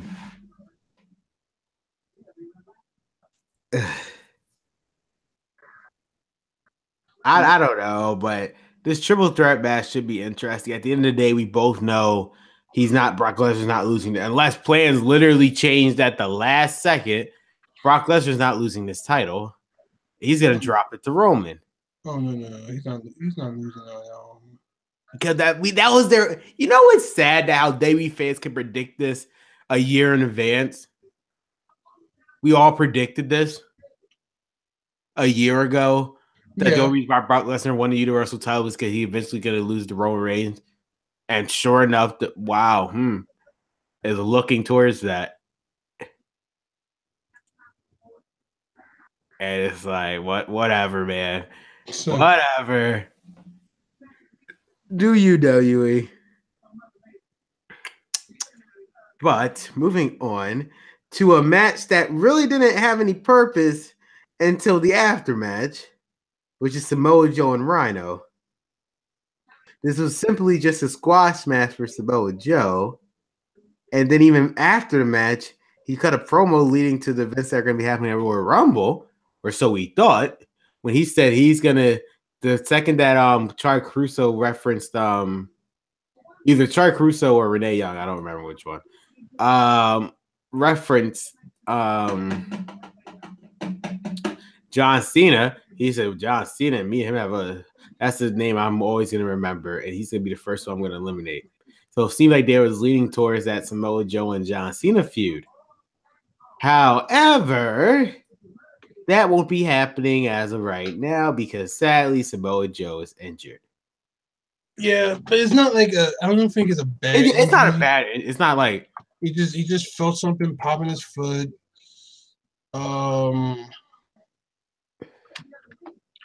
He just felt something pop in his foot and stuff, and he was kind of just like he let them know.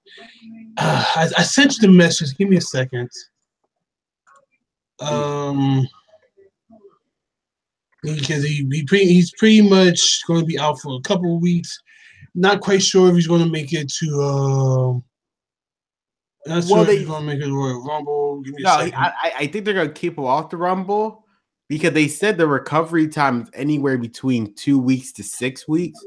Knowing WWE, they're probably going to wait the whole 6 weeks. Yeah, they're going to want him because if they had plans for him for what you call him, they had plans for him for WrestleMania. They're going to want him to be completely healthy. So I'm looking at that timetable right now. He'll be back by the end of February. So will he miss the Elimination Chamber pay-per-view? Hold on. I think he'll just make it. Let me see.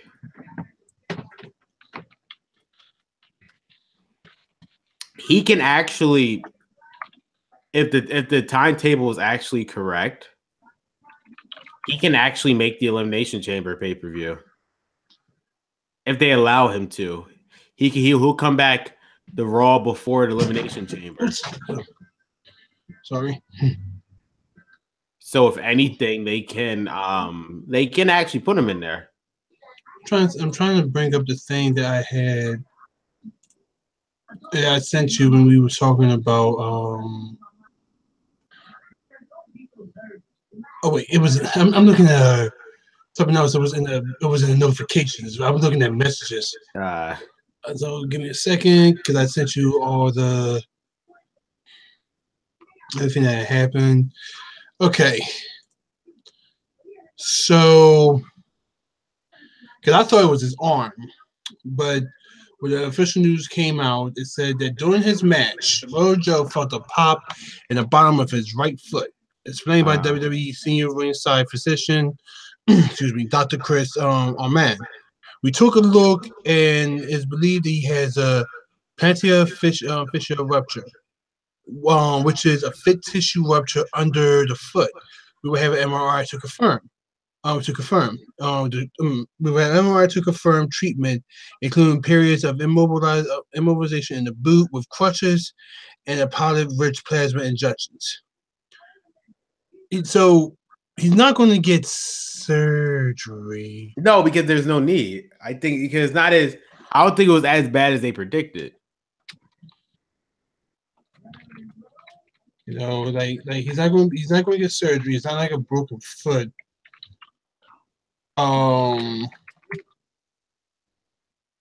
He just felt like I won't say I had something like that, but sometimes it happens when you get old. You feel certain things happen to you, especially if you're you know, pretty mobile or athletic, you might say. You sometimes just get these weird injuries, and this happens to be one of those weird injuries. Mm-hmm. So he's fine. Everything. The good news is he's not going to need surgery for this. I know that's a good thing. So it's just simply recovering from that. Yeah. Yeah. If it was surgery, he would have missed WrestleMania for sure. Yeah.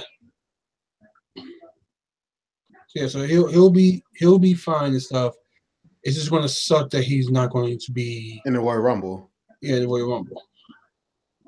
Or maybe he might be in the Royal Rumble for all we know. I mean, he very well could because they said 2 weeks, so yeah, it could very well be that he could if he really, really wanted to. But if I were WWE, if you want him for WrestleMania, you just keep him off for the full 6 weeks. Well, here's the thing about Royal Rumble though. Royal Rumble is one of those type of matches. Is one of those type of matches. That no one gets injured really. I haven't really heard of a bad injury during a Royal Rumble. In all the years of Royal Rumble, well, maybe to the exception of the whole CM Punk thing. Well, yeah. But you don't know if he was over exaggerating or not for all we know.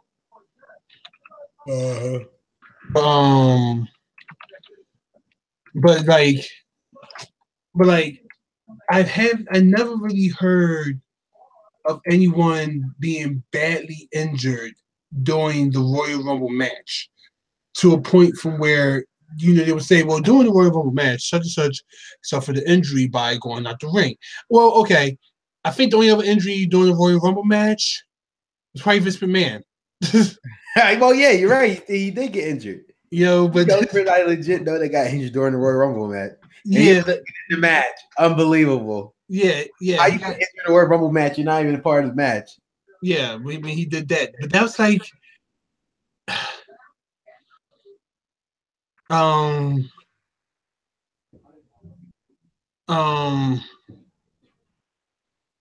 pretty much say it like this.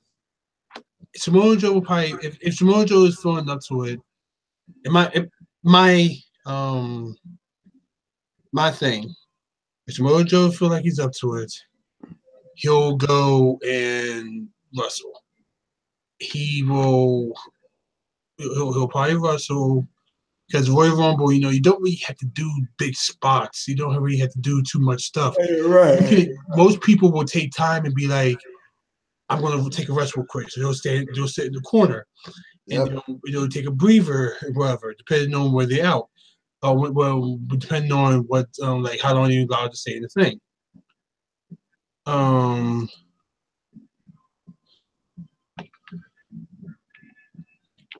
So I'm sorry.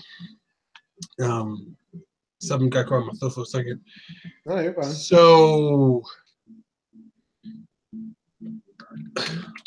So if anything,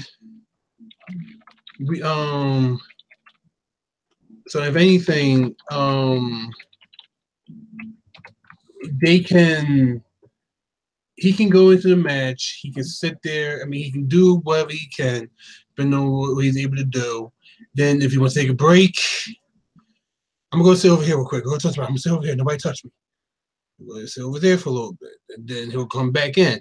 And depending on who allows to eliminate him or anything like that, like let's just say John Cena eliminates him. Yep. If John Cena eliminates him, I'm pretty sure he'll tell John Cena, eliminate me, but don't throw me out the ring. Like let's find an easy way for me to go out the ring from where I won't hurt myself. Yeah, throw him through the middle rope. Well, no, they trust me. People will know a difference of middle rope to top rope. Eliminations. They're not going to do that. But pretty much what I'm saying is, like, if John Cena is supposed to be the person to eliminate him to further along the story, then he will. They will work on it from where, okay, listen, I'm probably still a little hurt my foot, and they want me to be careful. So if you're going to eliminate me, just do it safely. And knowing John Cena, he will abide to that, and he will make sure that he'll be safe. He'll be safe to be eliminated and stuff like that. John Cena is very green. He listens. I got you. Well, here's just hoping that I just hope that he's well for. I mean, the Royal Rumble, okay, you can miss because let's really face it. Even if he was in the Royal Rumble, he's not going to actually win the Royal Rumble match. So this is not as necessarily a bad thing, but as long as he's ready for WrestleMania, then sure. But yeah, let's just hope everything is all right for that. But moving on to one of the most dumbest segments I have seen. Alexa Bliss went up to Asuka backstage. Yeah, this was stupid. This is the most stupidest thing I had ever seen. Oh my god! Basically, so Alexa Bliss tried to trick Asuka by saying, "See, now I want to tell you what Nia Jax said." Asuka never said anything about Nia Jax. Asuka tried to tell a lie to Nia Jax. Nia Jax didn't believe it. And then the worst lie to come out of all of this was that, but Asuka, what did Asuka say in Japanese? Because she can't speak English. Yet on the same exact day, they did a backstage video of her and The Miz. And she spoke English. It was 100%. I didn't get it. Like, it's been proven so many times, NXT, even during Raw, even during one of the times when Asuka was talking to Alexa. Yes. Asuka can talk English. It might not be the best English. She can speak better English than Nakamura. Well, technically, I feel like Nakamura can talk English if he takes the mouthpiece off his mouth. I think the best Japanese talker that they have is actually Akira Tozawa. Yes, his English is very fluent. His English is probably the best English they have out of all three of them. And Funaki, apparently. Huh? And Funaki. I have no idea who he is. What? Wait. Who did you say? Funaki. Oh, yeah. Oh, yeah, of course. Indeed, of course. That was my favorite line for him. But not just that, like he actually does speak good. Oh, yeah. I know. He's like interpreter and stuff. Yeah, he does definitely speak perfectly good English. But, yeah. It's just the most ridiculous thing I've ever seen because Asuka was supposed to have a match against a jobber. Nia Jax attacked her from behind, which is leading to next week's show. Well, this week's show, I should say, which will be Nia Jax versus Asuka. I mean, there's multiple ways to get to a point. Why do we have to go this route? I don't get it either. It just made no sense. It was ridiculous and it was stupid. But the main event happened, which was the Balor Club versus Roman Reigns, Seth Rollins, and Jason Jordan. It was a good match. I mean, oh yeah, but I don't know if I didn't mention this now. Finn Balor is a heel now, basically. Twinger. I would have it's going to take a while. He has to do something. Well, he's fighting against Roman. Anybody who fights against Roman Reigns is clearly the heel. I don't want to see you in. I'm just saying. In the odds of WWE, of course, not the fans. The odds of WWE, you're a heel if you fight against Roman Reigns. I mean, okay, that's how they're going to make you out as. But depending on what, like, yes, WWE is probably going to bring you as a heel because it's the WWE. The fans, on the other hand, still going to cheer for you. Like, there are the people who don't turn off and will say that yes, Finn Balor is a heel, but there are the people, the real fans, that's going to cheer for Finn Balor because he's probably kicking Roman Reigns' heel. So, well, yeah, of course. Get anybody who can do that is a face in my eyes. So it's just ridiculous. That I mean, I am happy that they actually won the match. Balor Club needed a big win. I mean, they won last week, but it was just the this week in a row. They won 2 weeks in a row. Yeah, who would have thought? And I'm won 2 weeks in a row. The way they were. And I'm not talking about just like, I'm not just talking about Finn Balor. I'm talking about Luke Gallows and I know. Who would have thought that? That's the real story here.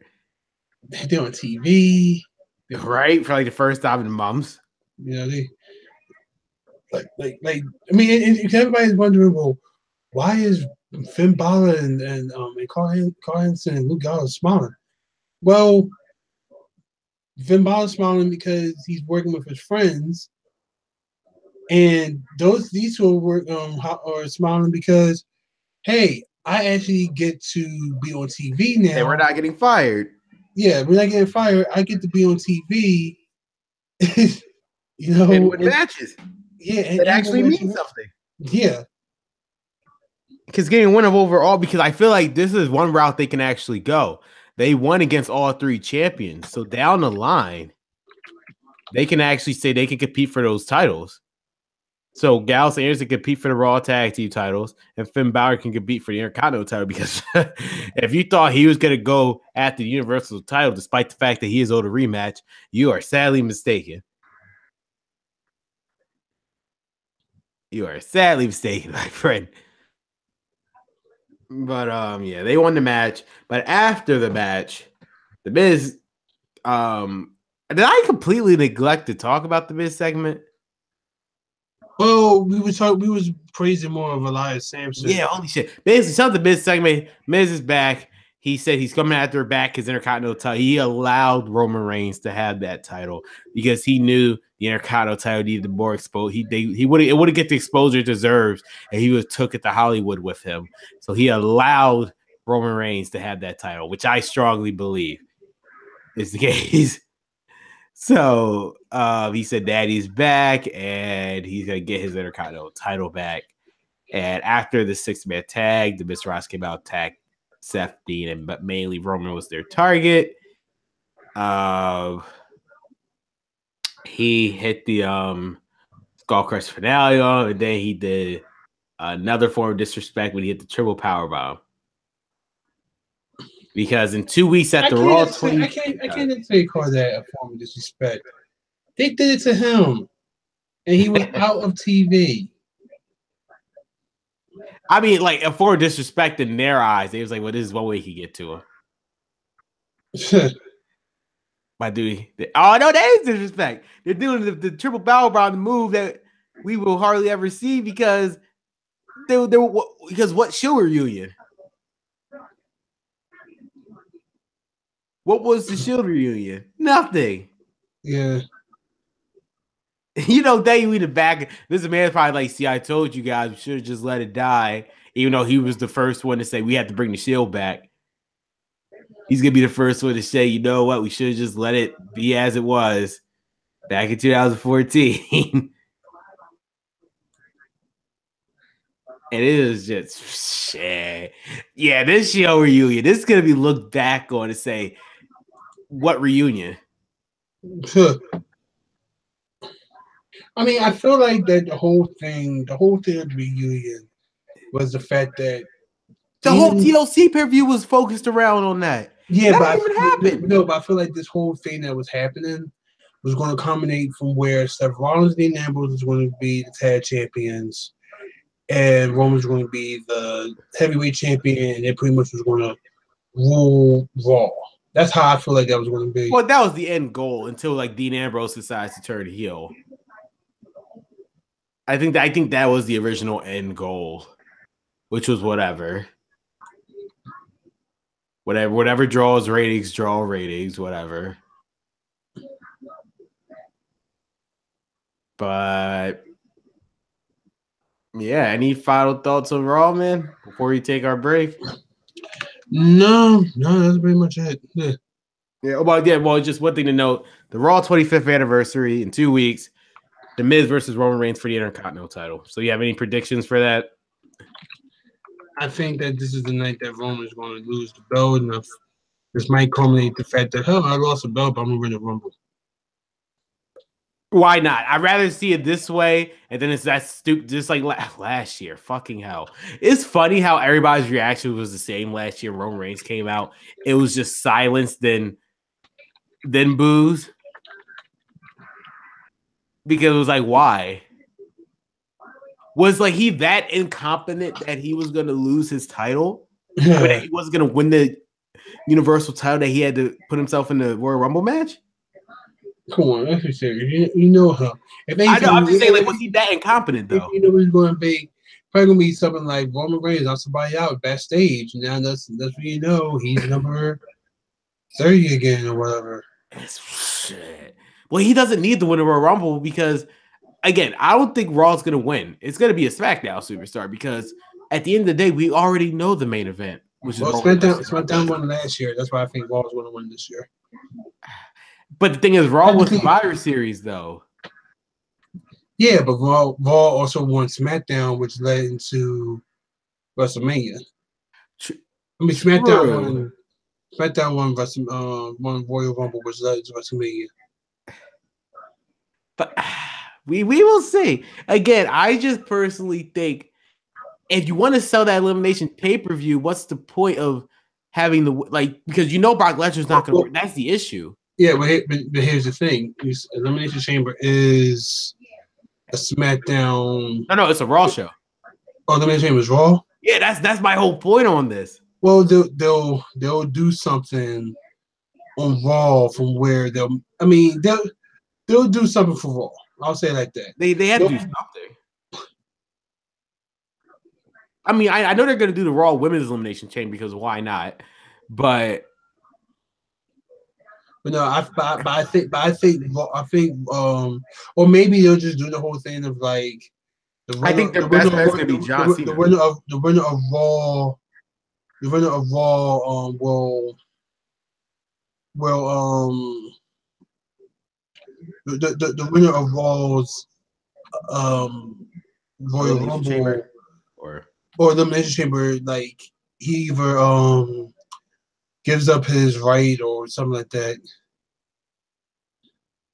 I don't know, man. It's complicated. Yeah. But all right, guys, we'll be right back. We'll be taking our usual break after all, and we will come back to review the rest of the show. So, All right. All right. We'll be right back, guys.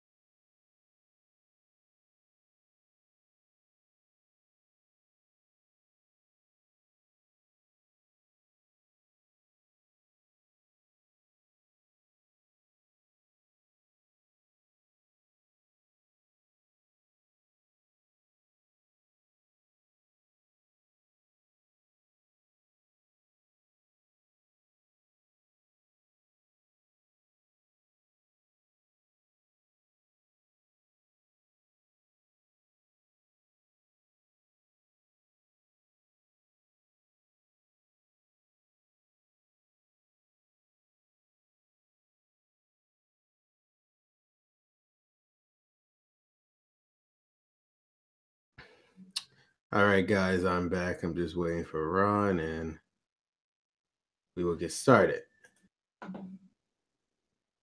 Ron.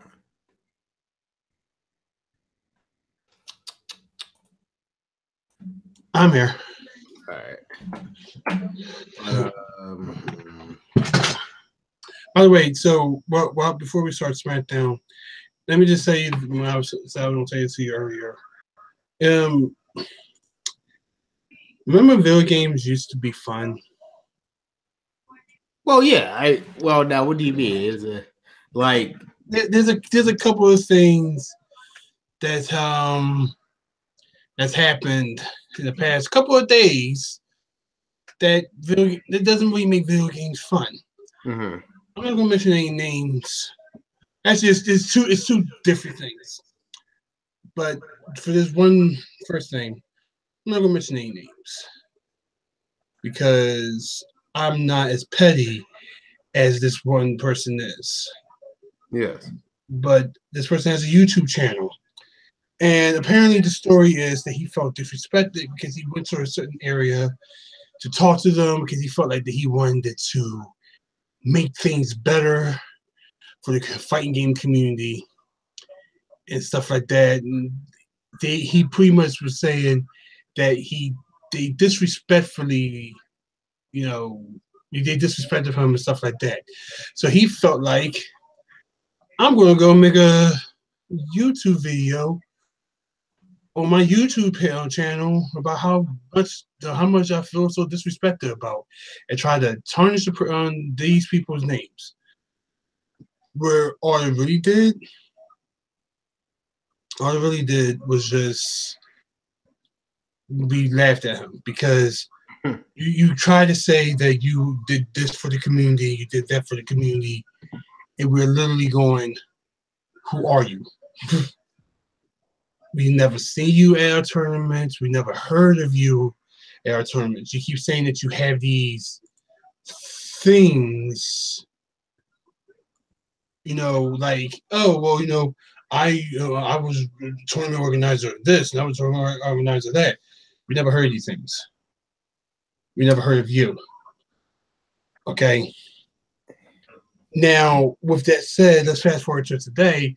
Today, Nerd Street Gaming, the place that this person went to, had a tournament in Atlantic City. Okay. And from what I can tell, of course, I'm not there, but I have friends that went there. For what they said, things were good. Things went real well. But it just goes to show how we're going to feel sorry for when we don't accept this person and we didn't accept their help.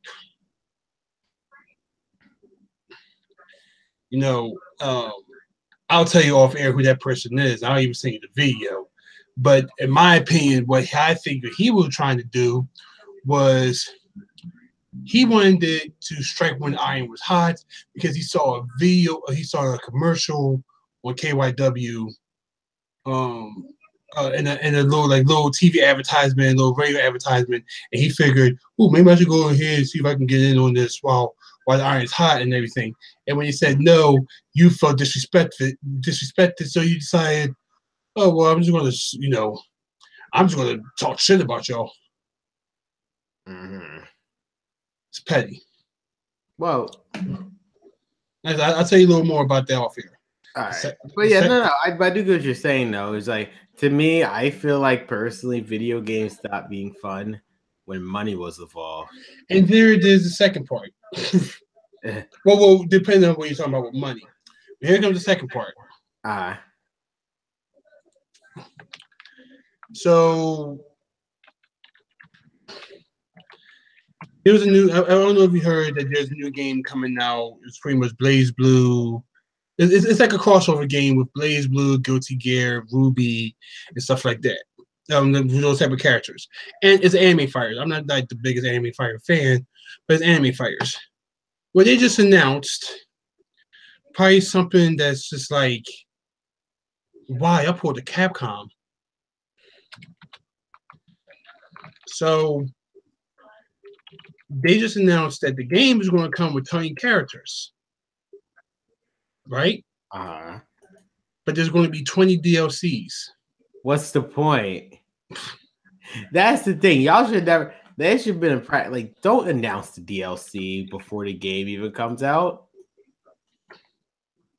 That just makes y'all sound like dicks. My thing is, if someone brought this up, there's 20. So you have a plan of 20 characters when the game comes out, and then later on down the road, they're going to have 20 DLCs. Okay, DLCs cost money. Most DLCs are $3.99. They should get like a pack, and the pack costs like, it's $10 or something like that. But you have 20 of those. So the game is going to come to 40 characters, but 20 of those characters is going to cost you money. Now, here's something that a TO has said that I don't agree with. Not saying I don't agree with, more the fact that I hope he doesn't do this, but I will understand if he does. Signing up for tournaments, okay, costs money. I just signed up for Winter Brawl. Yes. Now, the difference between this Winter Brawl this year is the fact that every game except for Dragon Ball FighterZ, which comes out next week, costs. It's free. Dragon Ball FighterZ costs $10 to enter, but all the other games are free. But you still gotta pay money to enter the thing anyway. Enter said tournament. Now, later on down the line when this game comes out and the DLCs are there, tournament organizers have to already provide you with systems. They already had to provide with games. They already have to provide you with monitors. And they also have to, because of all these games that come with all these DLCs and stuff, they also have to provide with the updated version with the characters. DLC included. Not costumes, because I'm not really care for costumes. Like, what the fuck am I going to use a costume for? And just because your favorite costume is not on my system, I mean, if you don't feel like playing, then go the fuck home. But the characters they all have to be there. It all has to be updated. If you're going to have 20 DLC characters, don't you think you're going to up the price of said tournaments? Because they had to find a way to afford to buy those characters for every system that they own.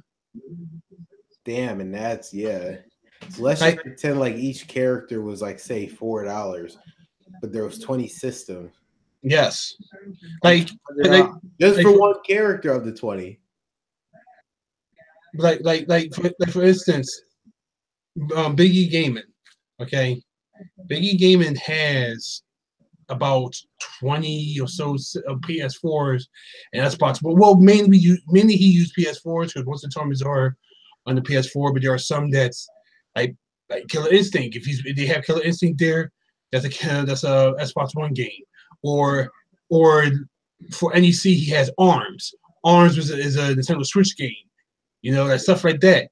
But it's like you have to have all these systems and all these monitors and stuff in your repertoire. And sometimes he even asks people for help. Hey, listen, I might need one system. I might need one extra PlayStation 4 or one extra monitor. And if you bring your monitor and your PS4, I'll give you $20 off. Or I'll give you $20 out of pocket, or I'll give you half your money back for entry fee or blah, blah, blah. Like, he'll make a deal with you. The point is, he still has all these systems and storage. And when the time comes when he's like, okay, I need to update these systems to whatever update is available for right now. And then he has to make sure that you have everything ready, I'm sorry, I got a text message. So then another thing, most of these video game companies don't really provide you with the content like that. Like, you would think that video game companies would be like, oh, use this code to unlock everything. No, most of the time they don't. They gotta do most of the TOs. Gotta do the things out of pocket. So that's why I keep saying, remember, video games used to be fun because that's what I said before the money. Yeah, it's just starting to not be fun anymore. Now it seems like well, you have to be serious. Like it's just, I feel like when you pay an entry fee to the game, like if you go inside the game, it's like, well, I have to be serious. I just paid this money. I better win. It's like just play for the fun of it. That's why, and that's why I'm going in to Run a Brawl, because Run a Brawl, all the games I entered in were free. I just paid the entry fee. All the games I entered is free. Yeah. Like I entered Tekken 7 because that's my primary game that I'm playing. I'm going back to playing Street Fighter 5 Arcade Edition because the Arcade Edition updates free. The characters aren't. So if I want, but then again, by the time Arcade Edition comes out, the only characters are going to be out is Sakura, and I might buy her. I might not buy her. Who knows? But you know, Tekken 7, I bought the season pass. So I have all the characters. But then the one game I am going to play that I know I'm not as good as all the other ones, because there's some very decent players and I'm mediocre as fuck, but it's free, so F it. Super Street Fighter 2 Turbo. That's an old school game that had no DLCs. But yeah, remember when the game back then gave you the full-fledged game? Yeah. So halfsies. It was never an issue. It's just ridiculous. So yeah, it's just a pain in the ass. It really is, and it kind of gets on my nerves about how things are supposed to be and things aren't now. No, dude, I completely understand it. It's like, because when was this all about the money now? Like, what? Why can't we just play it? Just that the whole point of a video game is basically an escape from reality, from all the bad stuff of reality. Yeah, and now reality is going to start costing you money. Yes, to get out. That's what it's not fun anymore. Shit's just not good. It's ridiculous. Yeah, so sorry about the little mini rants, but this is of course, man. But the first thing I told you, you know what? It's funny that you mentioned that, because I was going to make a graphic starting next week when we have the off-topic sections. Like I said, I was prepared for this. But I do want to get into some other news that just popped up on my feed, and this is not looking good. It's not WWE related, but it's wrestling related. Because we don't cover Impact Wrestling, but Eddie Edwards was rushed to the hospital after a scary spot during Impact tapings. It says, and as I'm reading it right now, it says several fans in attendance at tonight's Impact tapings in Orlando have sent word that former world champion Eddie Edwards took a nasty-looking shot during a post-match scuffle with Sami Callihan. Apparently, Sami Callihan was setting up a spot with a steel chair and a baseball bat, and Twitter user Andrew Twist noted that the bat appeared to ricochet off the chair into Eddie's face. Another fan in attendance claimed that his hands was full of blood. He ran backstage immediately after it happened. According to PWI Insider, Edwards was taken to the hospital after running backstage. After the spot, it was bleeding profusely. Damn. So now I will say this: I have been watching Impact a little bit, because I like Sami Callihan. I do like him as a wrestler and stuff, and he's been doing way better than he's been doing at fucking when he was doing the NXT and stuff like that. So abysmal. I don't know what the hell he was doing. Yeah, so but this whole Ohio versus everything angle is probably one of the best things that's going on right now. But this was dangerous. I mean, I probably didn't see what he was doing. Probably tried to like somewhat of a concerto, but with the baseball bat, whatever. He just hit him, and he just, like I said, the chair, the bat ricocheted off the chair and hit his face. I'm pretty sure they're not going to show that on TV. They might edit it from where, from something else. I don't know. We will see. We will see. Yeah. But hopefully, they have a month to edit this, I think. Yeah. So So hopefully, probably. Hopefully, everything will go right with Eddie Edwards. Speaking of that, another off topic, how do you feel about Austin Aries returning back to Impact? There are some situations from where you look at a wrestler who could have done exceptionally well in WWE, and they don't use him, and then he goes somewhere else and they're using him perfectly fine. It's just a missed. I personally, now again, I'm not trying to sound like a WWE fanboy.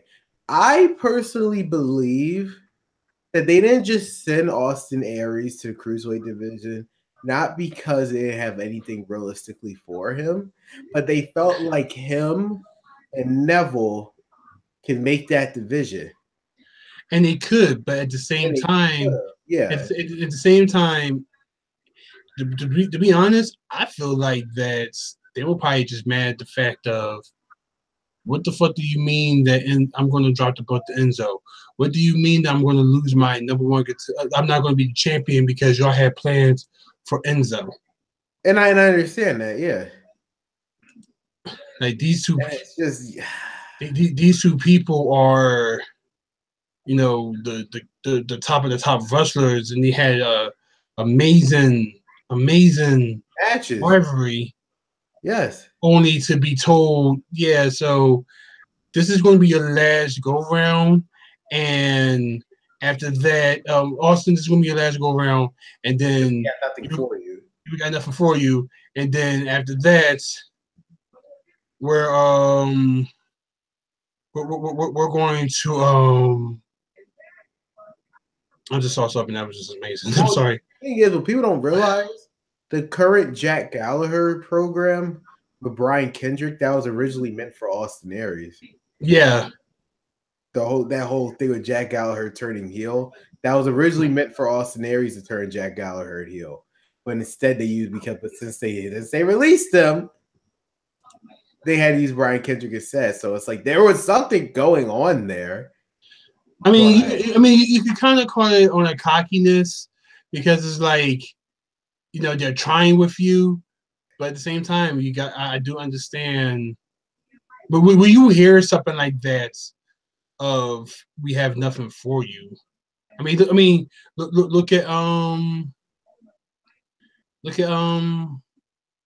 TJP. He was the inaugural Cruiserweight champion. What the fuck has he done? Yeah, we're doing right now.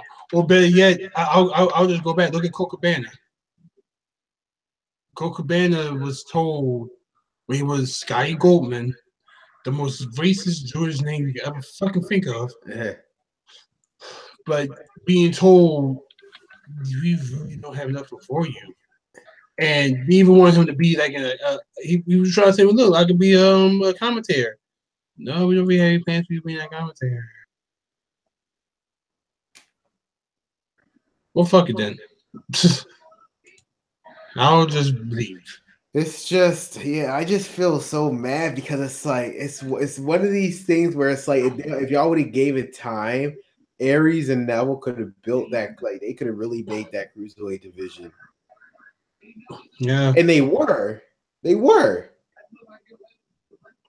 was getting genuine. I remember when Austin Aries was there. You was getting genuine reactions from the crowd that they actually cared. And it's like, if they missed opportunity, maybe that's why they're probably sending Ritual. But then again, you see the thing with Austin Aries about what he says, like when he tell you that you have nothing for you, he's a champion elsewhere, literally. Yeah. And literally on his very first night back with Impact, he became the TNA World Heavyweight Champion. Also, I just realized that as I'm typing, I'm trying to pull up that picture that I'm talking about, but it's kind of funny. As I put it in Austin, a couple Austins comes up. So I have Austin Creed, Matt Austin, the Green SPD Ranger, Mike Rome, also known as Austin R, in WWE, Steve Austin, and whatever. They're following me, but I have one that's I'm following too. That's friend that's also following me, and it's also St. John. And I'm like, wait, also St. John's following me? the Red Ranger? Huh. So a little starstruck right now. But anyway, my point is that here he is now. He's the man right now. Yeah. And now he's a champion at I know he's like a champion like 7 different fucking promotions. Yeah. That's another thing. Like he is a champion elsewhere, but as the picture says, you have nothing for you. So here you go. The thing says we don't have anything created for you, but it says congratulations to now multi-world champion Austin Aries. He's the Defiant champion. He's the IPW UK World Champion, the TNA Impact Global Champion, and the World Series Wrestling Champion. Jesus Christ! But we have nothing creative for Austin Aries. Yeah, this is what this stopper him. He could have built that cruiserweight division, and on the subject, the 21st of January. You know who he's facing? Pete Dunne. Yeah. Yeah. For I don't know if it's for. Wait, I'm trying to say. I'm reading now. It's for one of the titles. No, it is for one of the titles. Now, not the UK title, obviously. The Destiny. The Destiny. It's not for the UK title. Yeah. Oh no. How would you explain that? Oh no! There's like a 4-day week superstar won the UK title. How would you explain that? How? But yeah, so I have nothing but I really did like Austin Aries. It's like I have nothing but respect for Austin Aries. I wish nothing but love for him because he had the raw end of the deal. And I don't see how y'all had a perfect opportunity. Y'all had a perfect person. But now I'm looking at the NXT roster. The only people that they have left to call up that could be a part of the cruiserweight division, that would actually mean something, are 4 names: Masa Ciampa, Johnny Gangaro, Roderick Strong, and Aleister Black. Okay. I don't want any of them going to cruiserweight. But they are. At least I guarantee you at least one of those 4 names I said will be going to 205. They deserve so much more. And I say Roderick Strong. Listen, I had a dream that by the time of this year, and I don't think it's going to happen now because of reasonings, but when you start seeing all these indie people coming into the WWE ring, I had this dream that by now the WWE ring was going to be filled of just indie wrestlers, and we're almost there, but it's not as fast as I want it to be. And also now that bullshit happens, it's like I still don't think that Austin. I still don't think that Hideo Itami should be. Of course not on 205 Live. He's much better than that. But to be fair, I'd rather him be, because otherwise he would just be jobbing out the Roman Reigns. And that's what you're right about that. Let's read reality here. He would just be jobbing out the Roman Reigns. Yeah, you're right. You're 100% right about that. But it's just a fact of maybe I wanted to see Finn Balor versus Hideo Itami.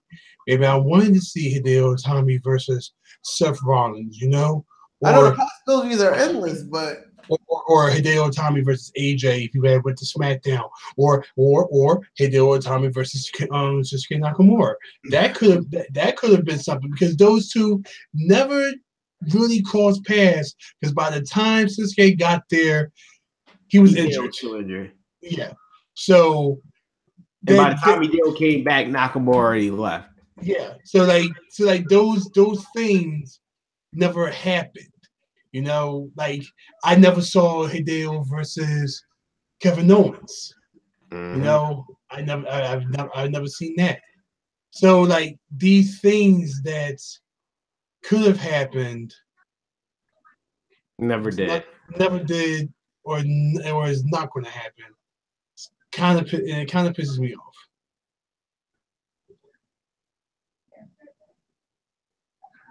It's hopefully one day. I know it's a long shot. Maybe Austin Aries might come back. They pay him enough money. They pay him enough money, and they promise him a good belt because right now he's a champion of 5 different fucking champions. Oh no, he'll drop that in a heartbeat if he gets a better deal. You're right, but being the fact that he's been there and he knows how it is. No, you're right, and you're right. Then again, did we ever thought we'll see the Hardy Boys back in WWE? Actually, I did. I never personally did. I personally said yes because they have said it before that they want to end their career in WWE. In WWE setting. And they're back, so yeah. I mean, Jeff is fine. Jeff is not doing anything. I mean, yes, he's injured, but Jeff is not the same Jeff like always. From where he's going to start doing drugs again or whatever like that. Jeff is he knows better now. You know, so he. Anyway, we should probably get into SmackDown. It's 6 o'clock. Yeah, it's also about SmackDown. So the main point in all of this was, again, the aftermatch with Daniel Bryan announced that the handicap match, Kevin Owens, Sami Zayn, and AJ Styles for the WWE Championship. So at the beginning of the show, Renee Young interviewed AJ Styles about it, and he said, you know what? I'm not going to lie. I don't like it because that's not what he meant. All he meant was, let me just face him in a handicap match. He never said he wanted it for the title. Well, not just that, but AJ was being sarcastic about it. I know he was.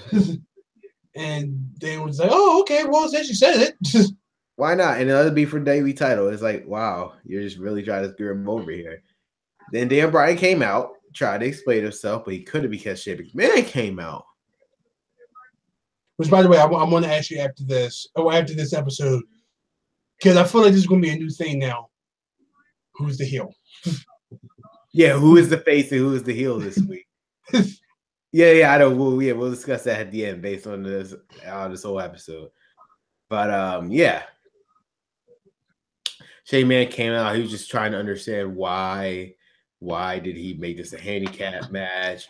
And Kevin Owens and Zayn came out. He said, "Well, since we're talking about handicaps, you guys are gonna be in a handicap match tonight with AJ Styles against Shinsuke Nakamura and Randy Orton, which set up the main event."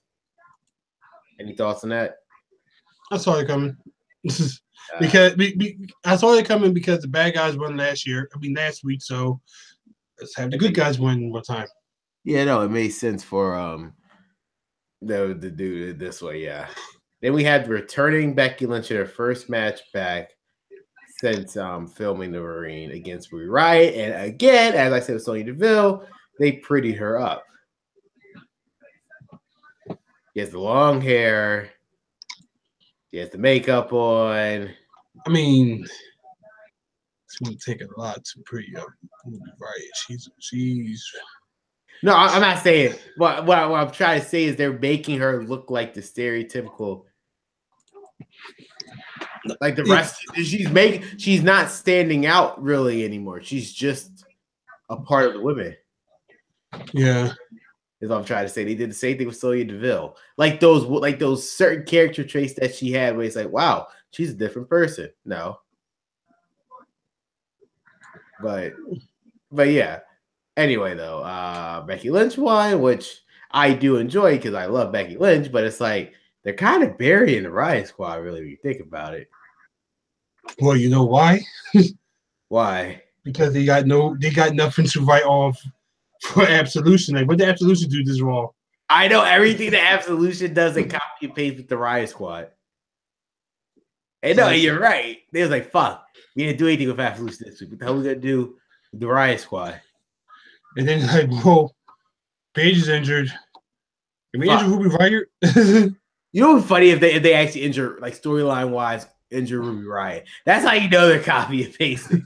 It's like we like actually say storyline she's injured. Wow, are y'all that just making it blatantly obvious that y'all just copying? We really don't know what to do here. So that happened. So next week, however, during backstage interview, it was announced that it will be the Riot Squad taking on Naomi, Charlotte, and Becky Lynch in a 6-woman tag. So we'll see how that goes. We had the Bludgeon Brothers versus the Ascension. Or as the tweet is a thing I follow on Twitter called WWE Creative Humor. Oh yeah, of course. And he said it's the Ascension versus the Ascension in 6 months. Oh, we will see. It's funny because it's true. Yeah, I know. Eric Harper and Rowan are just gonna fall down the card again. It's just gonna fizzle. It's just gonna fizzle. No, what's actually remarkable is that the Ascension are still here. Well, being the fact that they're used for comedy now, then yeah. I know, but even before that, though, you'd have asked me 2 years ago, I thought the Ascension would have been got fired. Point. It's like, I'm surprised they even got drafted in the first place when the draft started. Like, what the hell is the point? But hey, at least they're actually doing something. That's all that mattered. First, they just actually doing something. But I digress. But obviously, just like dispatched of these two like it was nothing. Same thing Breezango, so it's nothing to really talk about here. Yeah, that wasn't really. And then we move on to the Mojo Rawley and Zack Ryder match. Obviously, Mojo was going to win because based on the bracket, it couldn't have, unless they would did the shocker of the century and Zack Ryder would beat Bobby Roode next week. Also, Zack Ryder's theme sounds pretty good now. Yeah. That's no new theme. And he even has a new t-shirt. Yeah. And he still loses. Mojo Rawley's new theme? Yeah, I don't know what the fuck that is.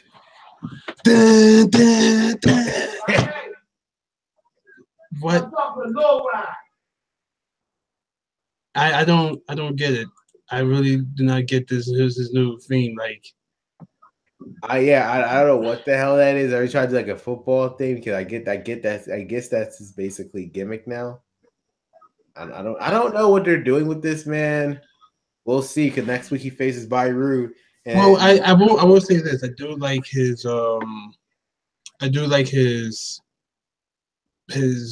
thing of like his new attitude. I do like that. That's okay. He needs that. I hated Mojo Rawley of the he ain't hype. I hated that. So because the whole hype bros thing just reminded me of just college douchebags. You know, like that's what it reminded me of. It reminded me of college jock douchebags. That's what it reminded me of. You have the guy who's, you know, he's the star linebacker or whatever, and then you got the other guy who's the partier. They both obnoxious and everything, trying to meet girls at the club, and they both get shot down, and then they go home and they blow each other. but this new attitude that Mojo Rawley is doing right now, I like it. I really do. We'll see how it comes to play next week when he faces. Just wish he doesn't.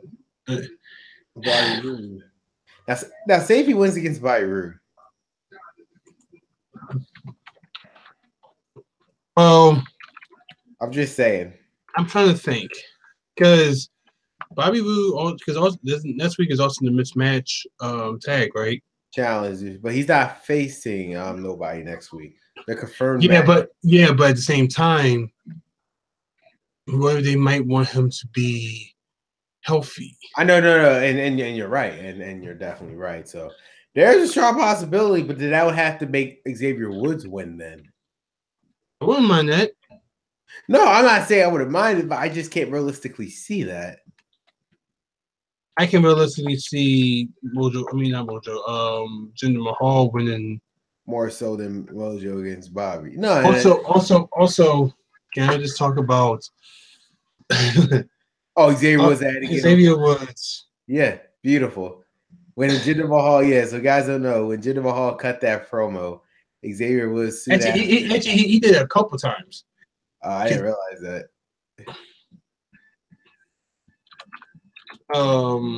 It was good. It was good. So like, let me see if I'll bring it up. Look at me. I have like my Twitter, right in front of me. So my good personal friend Austin Aries. I hate to say it like that, but so he has this thing from where I guess you could say he breaks the fourth wall. Of course he does. And he does this thing. Now everyone makes this joke. Okay, on here he does it with Jinder Mahal, but he has also did it on Instagram where it was actually during the match. But because he did it, let's say he's done it a couple of times. But as you see here, he says, "This is how we're all supposed to watch wrestling, right? Slightly angled from the TV, but not close enough to damage the eyes. Perfect technique. Pretty much making fun of how that's how they all watch it, though. Like I said, he also did it on Instagram too. He was doing it around the time when Mojo and Zack Ryder was watching. That's the first time I saw him doing that. This is the second time. Either way, the joke is there. He's pretty much doing the same exact thing that most wrestlers usually do when you watch these matches, or are supposed to do. Oh, and I don't mean to cut you off, but also breaking news at the Impact Wrestling tapings. I don't know if you heard, but Josh Matthews is now the grand champion.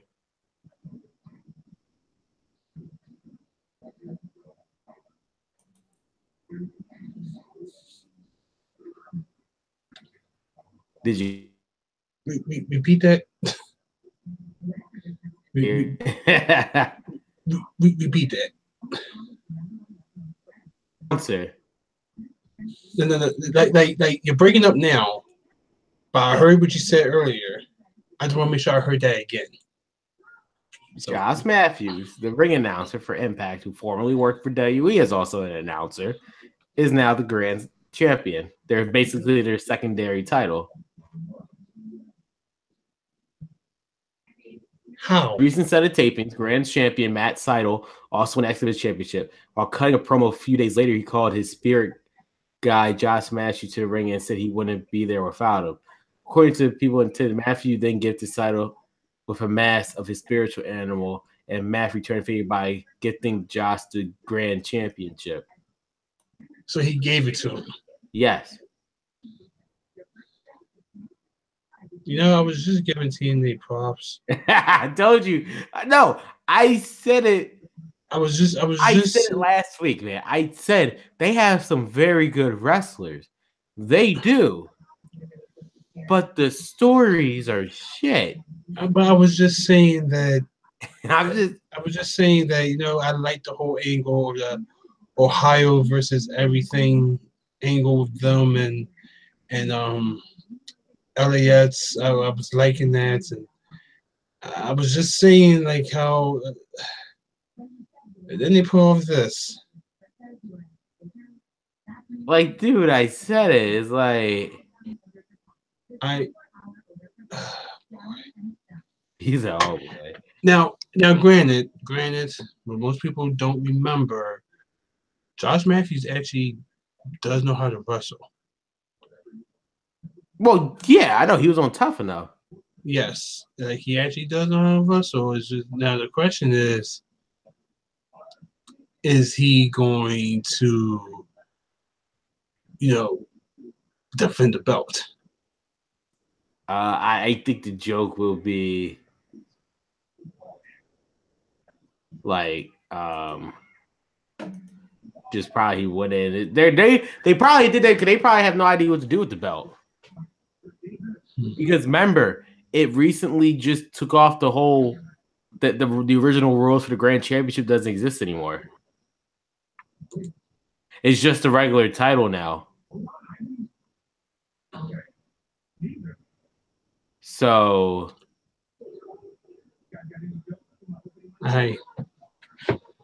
yeah. So it's just a regular title. They probably just don't know what to do with it now. I don't know anymore. When you thinking over, son. I know, and you was just putting over TNA too. I mean, my bad, Impact Wrestling. You was just putting them over. I doesn't say putting them over. It was just like, hey, as of late, things are actually looking good for y'all. And now, now you're back to doing whatever the hell this is. Yeah. Meanwhile, on Twitter, as I hit refresh, the first thing I get is a face 4 fin bulge. How does he do that? I don't know. like I know we're all Bottle Club. Yeah, Bottle Club, cool. But this. Yeah, I know. Where were we on Smackdown? We was talking about Mojo and Rally. Okay, yeah. Like I said, with Mojo, I do like this, and I hope to see it continue and whatever it goes there. I just wish I want to see him pounding on the thing. I'm not gonna do it anymore. My mom hollered at me about that one. It was like he was in a club or something. Or maybe or the song was stuttering. So maybe he was just like pounding on the thing to make sure the song starts over again. I guess, sure. And we had a very good segment with Benjamin and Gable. Actually, can you reiterate that for me? Because this was around the time Power Rangers Hyperforce was on. So I was going back and forth with that. They basically gave out their plea because it was like, now what happened last week was injustice because the referee is the one who always makes the call. Mm-hmm. The call was they won the SmackDown Tag Team titles. Then the referee that had no bearing in the match whatsoever came out and changed the match, which made them lose the titles. Yeah, they say how it was like. I thought the referee decision is always final, and then Brian said he was like yes, and Chad Gable was like okay, point taken. Where are our titles? Because technically he is kind of right. He is kind of right, but at the same time, I would feel like that if they would have did it this way. Same time, Jimmy Uso would have came in. He would have said something to them on the fact of, "Hey, that wasn't me. I was a legal man." I know. And then they probably would have either gave him a rematch, or they would probably maybe strip the belts back, or anything like that. So this is just something new on that angle, pretty much.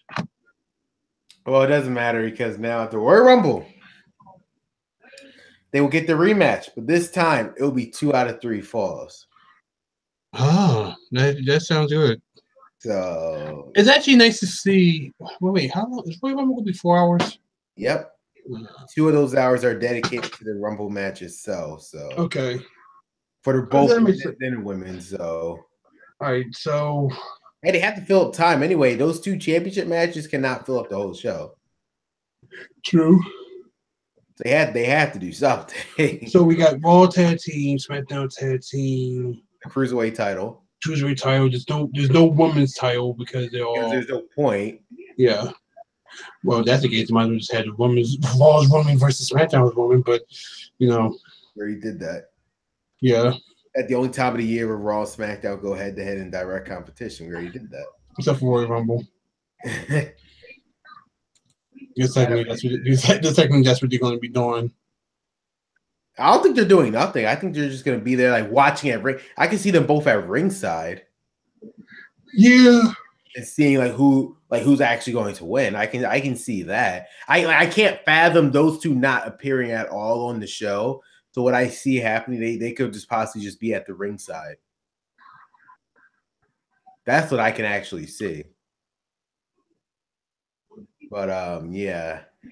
Then you have the most over guy in the company, Rusev and Ada English. See, I'm conflicted in this match. I'm glad that Breezango won, but it's like for the first time, I feel like that wasn't the right call.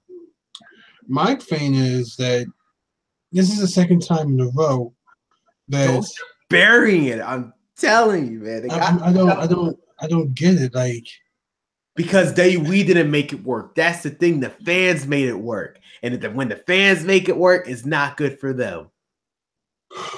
So they was like, since we didn't make it work, F this. We're just burying it. He's also turning face, obviously. But it's like it's a weird thing that they're doing with Rusev. I don't think they want to believe that, man. Okay, he has to be a face now. But yeah, main event time happened. It was a 3-on-2 handicap. AJ Styles, Shinsuke Nakamura, Randy Orton versus Kevin Owens and Sami Zayn. Near the end of the match, AJ Styles was able to run off Kevin Owens, which left Sami Zayn behind to deal with both Nakamura and Randy Orton. Nakamura hit the King Salsa, and Randy Orton hit the RKO for the win. This SmackDown was pretty much, I mean, for the most part, there was some advanced story development, but this was pretty much filler again. Because we got subtle hints about the whole Daniel Bryan Shane McMahon story, but nothing actually really progressed in there. We still, after this episode, don't know who is the true definitive heel, either Shane McMahon or Daniel Bryan. Which will lead me to ask you this question, Ron. Who do you think was the heel this week? I would probably say Shane, because Shane once again abused his power, which is pretty much what Daniel Bryan was saying. Yeah, like, okay. So I was talking to somebody else about this, and it's like Daniel Bryan could be healed because yes, he looks like he's kind of favoritism both Sami Zayn and Kevin Owens, but Shane McMahon looks kind of healed because he's doing the typical Vince McMahon thing from where he's abusing his power. Yep. You know, like he's abusing his power of you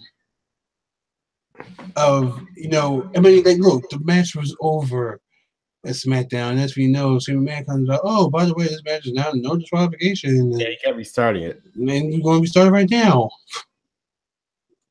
You know, so it's like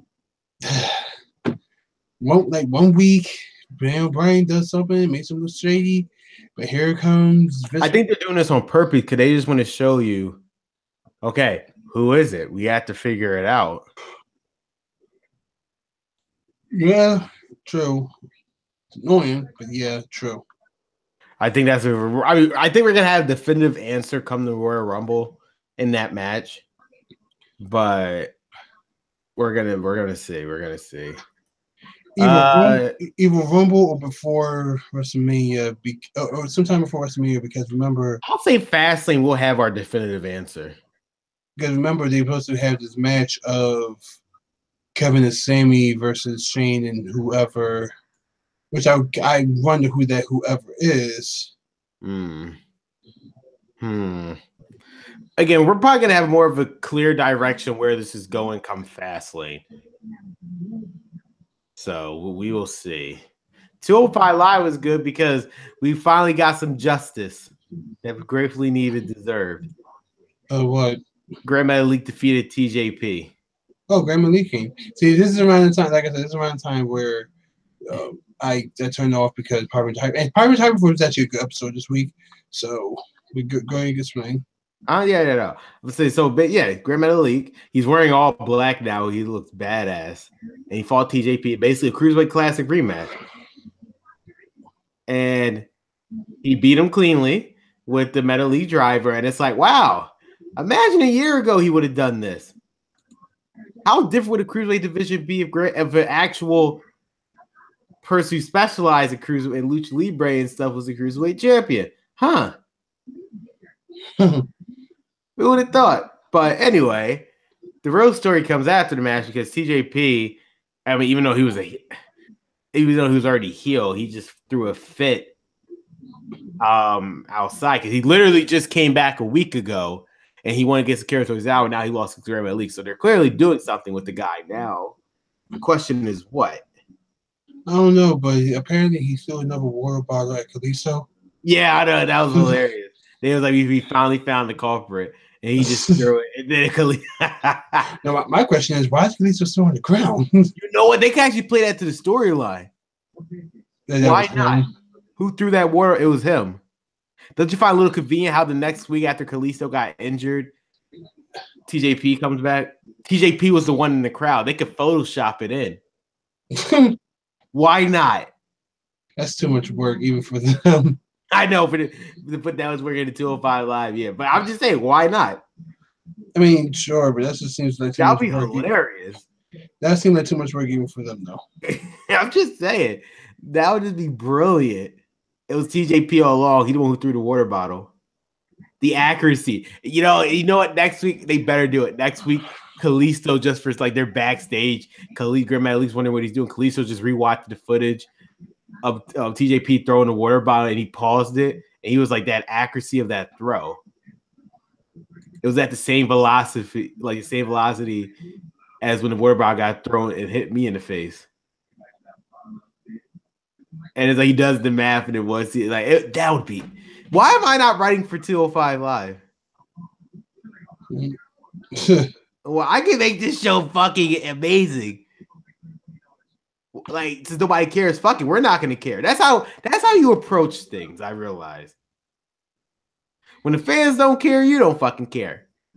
If something's gonna give, make it as ridiculous as possible. Then, but anyway. Jack Gallagher came out. He was saying what he did with Tommy last week.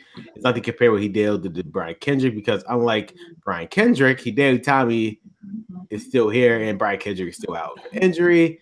He did with Tommy came out and he fought him, and he was able to run him off. He got his rib hit him with a pipe last week, so he didn't get his revenge. Then the main event happens, which is Cedric Alexander versus Tony Nese, whether or not he was still part of the Zoe train. Basically, he wanted to rejoin the Zoe train, so he did officially get kicked off of it. He wanted to rejoin, and Enzo was like, "You have to prove your worth." And Tony said, "Well, if I do beat Cedric, I want to become second in charge." Okay. But obviously, Cedric Alexander lost. I mean, he beat Tony Nese because he faked the knee injury that I guess he was mocking Enzo, and Enzo actually got upset. He was like, "You think this is a joke or whatnot?"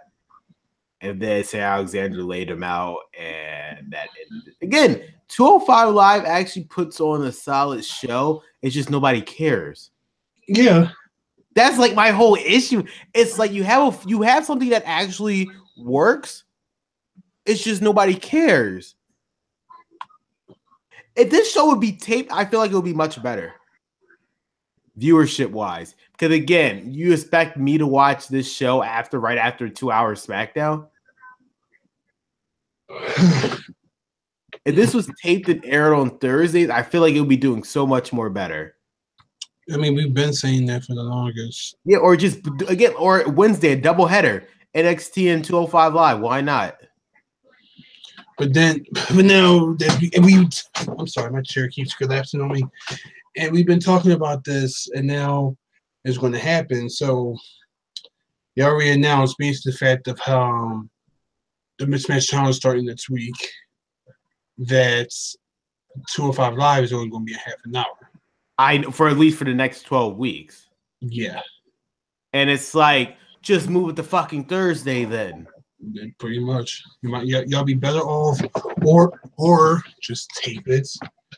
No, here's what happened. You get rid of fucking main event, which literally serves nobody. You still have And 1 hour before the show, you tape 205 Live, which is actually brilliant because the crowd will actually be excited because the show is starting. It's the beginning of the show. Well, wait. They still have main event? I'm sorry, what? They still have main event? No, yes, that's the point. They tape main event every week. Well, I'll say like all right, so I'll say like this. So to kind of point that, I'll say like this.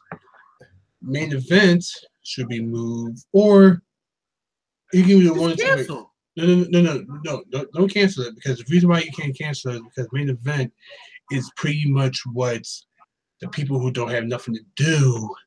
Fair point. Russell, and that's sometimes that's their money maker too, because he's still going out there and he's still doing stuff. So instead of doing that, either have 205 Live be taped on Monday night, since the cruiserweights are there, and it makes so much more sense. And everything, since the cruiserweights are there, so you have 205 Live, 205 being taped Monday night before Raw. That takes over main event spots. And then main event can be taped on Smackdown.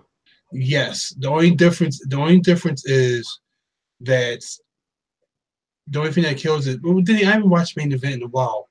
And being the fact that they do have. You wanna know why? And this is where it gets fun. You wanna know why you couldn't watch main event for a while? Because ever since 2015, main event stopped airing over here in the US. Where we get it on a month delay. I thought they were on WWE Network. No. Yeah, it's on WWE Network on a month delay. Ooh. The UK, for some reason, ever since they did the WWE Network, UK actually, I guess this is beyond their contract, they had exclusive rights to air main event first. For some reason. I don't know why you want exclusive rights to air that show first, but whatever. But because of that conflicted with the network. So basically, there's this channel in the UK that has exclusive rights to air main event. It's probably just if you say channel, it's probably just Sky Network. Yeah, whatever. Since WWE Network is universal, so their schedule is throughout all the world is the exact same. It conflicted with the main event schedule in the UK, so that's why it's on a month delay. We don't get the episode until the month after. But by that point, why the fuck would you care about a main event episode a month after it happens?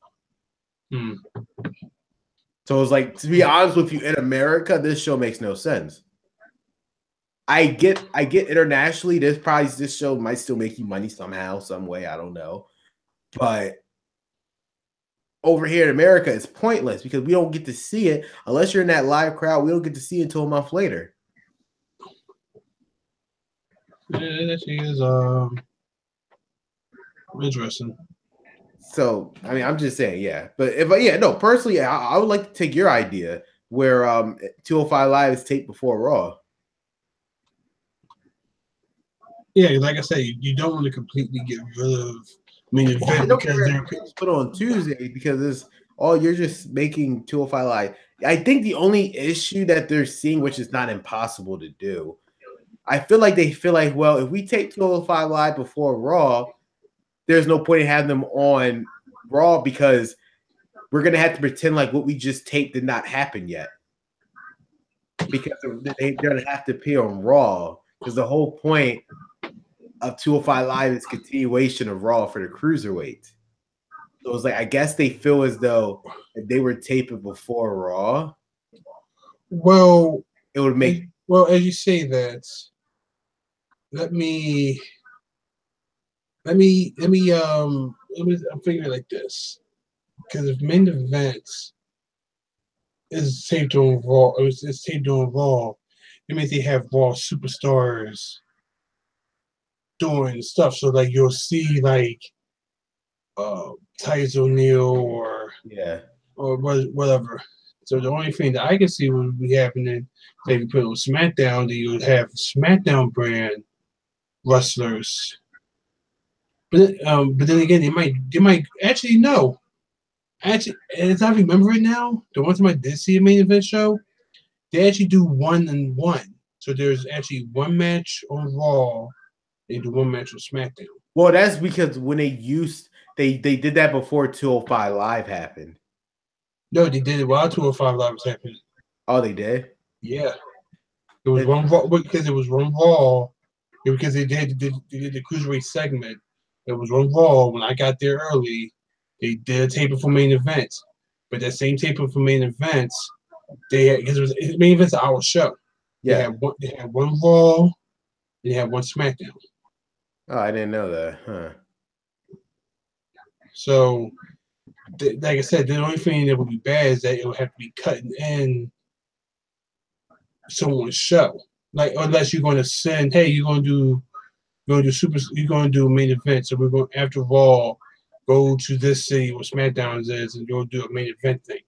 That'll be just a waste of gas and time for that wrestler. But hey, if you want to get paid, you gotta do what you gotta do. And you're right.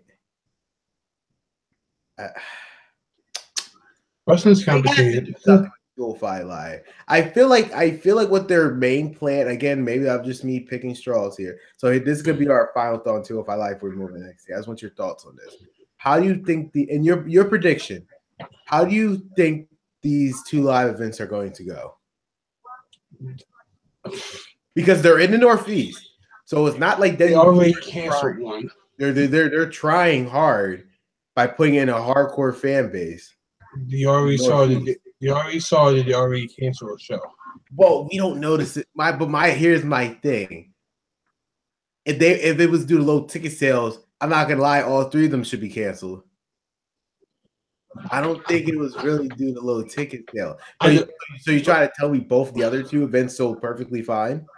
Or they sold to a point where they don't have to cancel it. Like I mean, I don't know, but one of the events is canceled, and in my opinion, that's not good. I mean, they gave out a statement, whether we believe it or not, is whatever. It was due to routing reasons. They said routing reasons.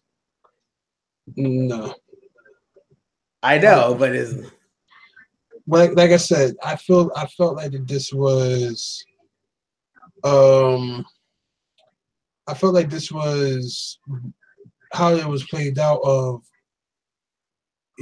This wasn't looking good when the first sign of it not looking good was when y'all decided to add Matt Hardy versus Bray Wyatt. And it's like for a tool. I know it's like. And then the second thing that happened, now you have Goldust with y'all. And it was bad enough Nia Jax was already announced as special guest referee. So it's like, no, but I feel though the only reason why they have Goldust because again, all these injuries and mishaps, they had to do something now. Yeah, so why not call out people from? This is where you could have had some of your all right, so I'll say it like this: NXT house shows. I have a friend who went to an NXT house show. NXT house shows consist of some of the wrestlers who are training in the performance center and they having a match and stuff. You don't get to the nitty gritty NXT stars until I would say the last two matches. No, not the last two matches, because some of them you do get some of them. I would say you won't see them until like the first three matches will be like your performance center people. Then the next two will be your people you see on TV. Then you go into the mission, and then after the mission, that's when you get everybody that you know. Yes. So with that said, do the same as that thing with 205 Live. Get some of the people from the performance center who's not going to NXT. Who are cruiserweight.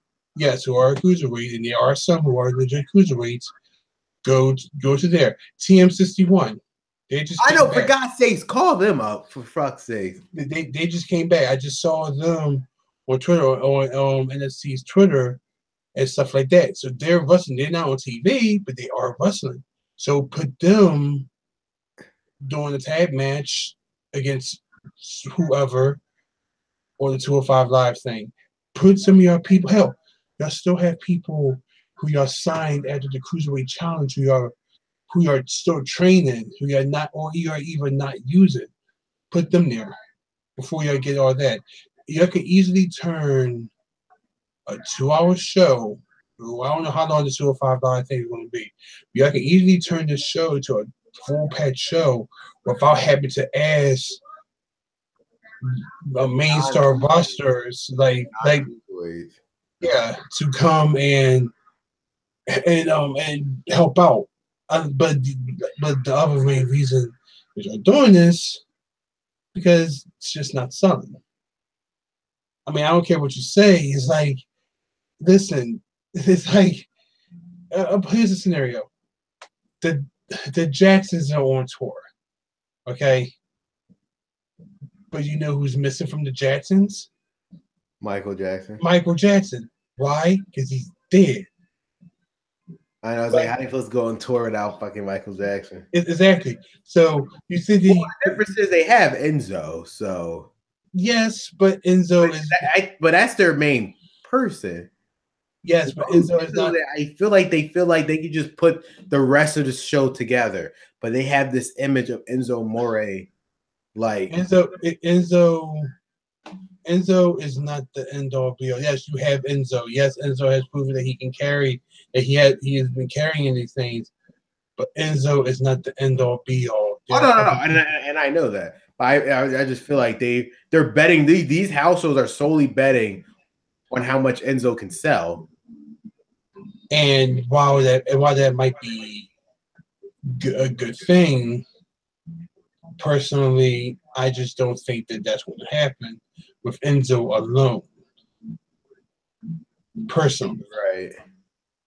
And that's why I'm saying, like, I just felt like you asking Goldust and Bray Wyatt and Matt Hardy and Nia Jax to come out of their time because hell, some people might want to take a break after Raw and they think, hey, I gotta go home for these next couple of days to do some things. What about you? Oh yeah, well after Raw I gotta go travel over here to 205 Live up in the Northeast and stuff. Well, they want to go home. And you're right. Like what? No, I gotta go travel up there to somewhere in Bumble F Northeast to do a couple of matches at 205 Live. And then it's the same as that thing. Because here's the thing. I've read from some people who watched the Bray Wyatt Matt Hardy match. It's kind of boring. From what people are saying, like most of it is them standing and laughing. And when they do get to it, to the fight, it's a couple good spots. But then that's it. And then Bray Wyatt either leaves the ring and gets counted out. And leaves Matt Hardy there just, oh, yeah, and whatever. And then, and that's it. You do that 205 Live, people are going to feel like it's a waste of time. Because y'all advertise. I mean, unless they come up with something new, all right, hey, let's actually have a wrestling match instead of doing this and doing that, and then Bray Wyatt gets mad, leaves, is whatever. Like, let's actually have a wrestling match till 1, 2, 3. But who knows what they're thinking? Yeah, and you're right. Like, I mean, I feel like this is a perfect time for them to show off Rockstar's Spud, new people that they're not even using. They'll probably, if they do they'll probably do that in the beginning of the show. So it's like, because like I said, like you'll have your beginners matches and stuff like that. And then later on, that's where you get, hey, I saw they got on TV. That kind of thing. Like I said, I'm looking at both of the events. I feel like the one that they're really going to judge how much of success this is the one on let me see, the one on Sunday. How many events are there so far? It was 3. It's only 2 as of right now. Mm-hmm. And they're back to back, January 20th and the 21st. I feel like the one they're going to keep their eye on is the one on the 21st because that one can hold up to 3,050 people. And the other one can hold approximately around 2,800 people. Now, realistically, I'm not saying they're going to draw that, but I feel like they're going to be looking at that one since they feel like that's a higher range of seating. So we'll see how much those sell. So I feel like that Sunday one is going to be their most important one. Actually, out of curiosity, why not? I want to look at the tickets. How much does a ticket cost for a 205 Live? If anything, it'd probably be standard house show price. Huh? If anything, it'd probably be like standard house show price. Yeah, I'm looking. Their highest price for the floor is 100. Yeah, and their lowest one is 15. Yeah, that's standard house show price. Yep. All right. Yeah. So okay. So they're not bad. So it's like they're reasonable. Now it's just, are people gonna come out? Yeah. I really do hope this works because then this will show them, hey, it's not these guys' problems. It's just the damn time slot you put them in. I mean, I'm hoping something good comes out of this too, but because again, if the cruiserweight, yes, I know because you had the Full Sail crowd, but the cruiserweight, if the Full Sail crowd cared about these guys back then, it's. You think it'll carry over, but no. All I know is next week we'll see. Yeah, by the time this week. But just quick thoughts on NXT, and then I guess we'll wrap it up. It's actually pretty early. From the last time. The last time it ended like around 11:30. Yeah, it was 12. Yeah. Let me pull up NXT real quick. NXT is actually interesting. They actually taped these tapings out at Full Sail. Yeah. Now the fame with NXT is the fact that NXT is actually doing it smart because not everything has to be at Full Sail. We can go to other places and tape. We just got to get it done. Exactly. So I thought that was pretty neat, but what was I about to say? Okay, so first off, Sheena Blazer made her in-ring debut against Dakota Kai, but it stopped because she kayfabe-wise broke her arm during the match. It did look brutal though. The way she just stepped on it, yeah, that did look something else. So that was interesting to see. And after that, Cash Ono defeated Raul Mendoza. It was a good match. I'm surprised they haven't called up Cassius yet. You probably got something playing for him. I guess because I feel like they did all they could do it here. But whatever. Then we had Lio Rush, who's back. People thought like his career was whatever, but he fought Lars Sullivan and he lost. And I feel like they're actually doing something with Lio Rush because there's some storylines happening with Lio Rush. Yeah, the thing backstage and stuff with him. Some people say this might lead to his Black Heart gimmick, and I'm going to be honest. Why is that a bad thing? Not trying to say it's a bad thing, but it'll just be. I got this distinct feeling that this is probably gonna make him Black Finn Balor. I see. The Black Heart gimmick, the gimmick of no selling. But the Black Heart gimmick. Hold on, let me. Did that work in WWE though? The Demon work in WWE. True. To a point. Hold on. Trying to find an open thing that I'm not using. No, I'll use this. Bush. Blackheart. As the Blackheart gimmick was good, yes. But I just feel like that if he does that, that whole thing is going to be like Black Finn Balor. Like yeah. I feel you. Well, we will see. Triple H again. Triple H runs the show. He knows what works and what doesn't work. We will see what happens. So the main event was originally supposed to be Bobby Fish and Kyle O'Reilly versus Sanity. However, the beginning of the show, Undisputed Era attacked Sanity from backstage, so they was unable to compete for those titles. Hey, wait, before you finish, I just found the picture that I was looking for. Okay. What the fuck? Oh, yeah. Come on. That's just screams Finn Balor. My point. You have that.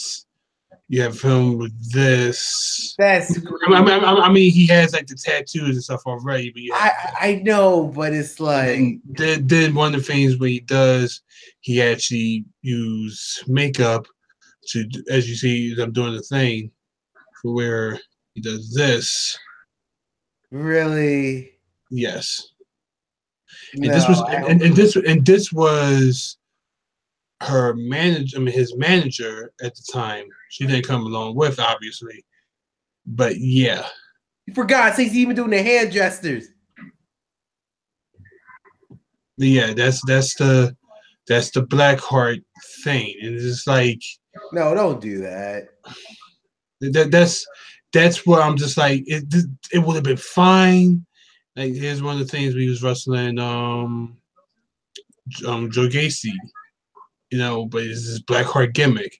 And I'm like, this would have been fine if we already didn't see it with Finn Balor. Oh, God damn it. No, I really hope he doesn't do it, because that's going to be like, no. That's what I'm afraid of. That's why I really don't care for it. Like, if you're gonna do this, he's going to do it. But I'm just like, but we saw it. Like, are you going to? How extreme is he going to go with it? I'll say Maybe like that. Do a different take on it. I don't know. We will see. Because other than that, but yeah, Nikki Cross. That's why that's why I told you last week. I feel as though this is the start of like Nikki Cross getting separated from Sanity a little bit. Yeah. Because they took out Sanity backstage. Nikki Cross came out and tried to get her revenge, but obviously the referees weren't going to have that. Undisputed Era laughing in the ring. When Regal came out, he said, "Fine, but you guys are going to have to defend those titles tonight." Then Roderick Strong came out and he said, "I'll face him." And then Aleister Black came out and he said, "So will I." So the tag title was on the line. They were actually winning the match. However, Adam Cole yet again screws over Aleister Black by distracting him to the point where he even forgot about the match. And Undisputed Era capitalized that they're finished on Roderick Strong, and then they retained their titles. Adam Cole attacked Aleister after the match. He even hit him with the chair. And then when Regal came out again, and he said, "Take over Philadelphia."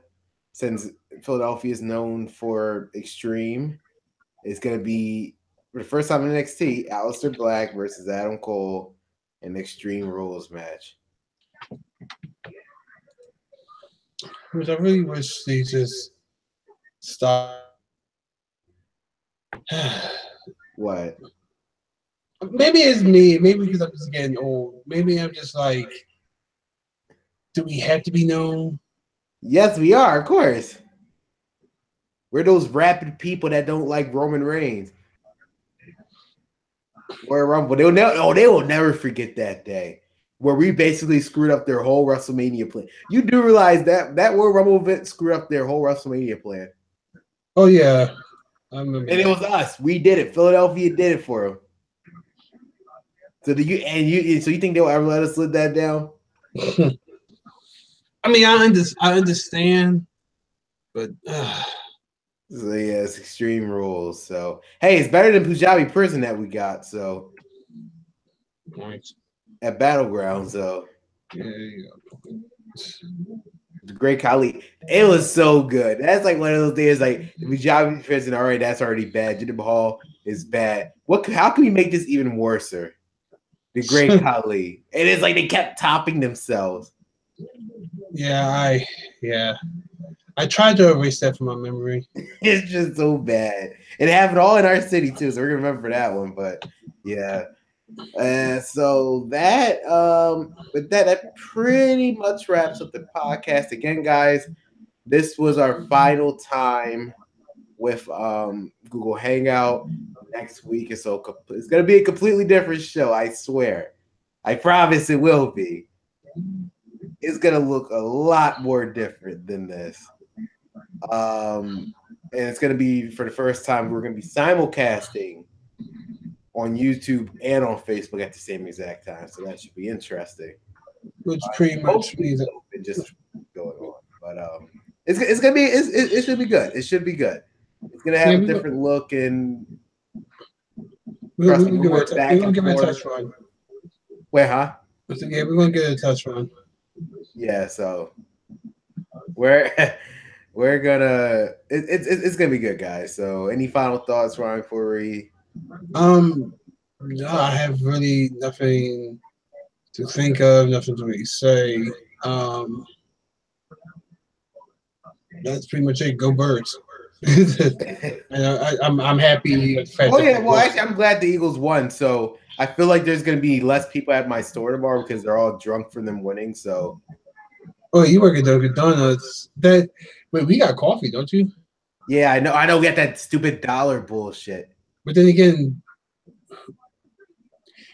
I feel like because that's more of a after Sunday going into Monday, or or they play Monday Night Football going to Tuesday. But like that's like their thing of going to work, I guess. And this is Sunday where I know I'm screwed. Most of the 9 to 5ers are off. I'm not. Well, no, I said most. Like your typical business. Oh yeah, like your typical 9 to 5 job. Yeah, like they're white collar, blue collar job. Yeah, they're off on the weekends, so the only thing I would probably say. I mean, hell, it might be a little slow for me tomorrow. I doubt it, but it might be a little slow for me tomorrow because there's no Eagles football today. I mean, there was no Eagles football on Sunday. It was on Saturday, so it might be a little slow. The only thing I might have to worry about was the fact of new sale and we can't kill. I gotta see if we still can't sell, because if we still can't sell, I'm gonna shoot myself and not go win. I hate the can't sell, but that's the only thing I gotta worry about. But other than that, I think you should be fine. The only people you probably see that shows up is church going regular customers. Yeah, or the church going people. But as far as I hate, dude. I hate 10 o'clock to 11 o'clock. Yes, and it's like, should y'all be at church right now around this time? But y'all go into church with the coffee. I mean, it's just freaking ridiculous, man. But can't still going on. God damn it. Yeah, can't still going on. Shoot me. Well, hopefully you have fun with that one, Ron. All right, guys. It was fun. This is the last time you'll be seeing us exclusively on Facebook. Sorry, next week we'll be on both Facebook and on YouTube. But with that being said, this is Creator Ron signing off. Catch you guys later. See ya.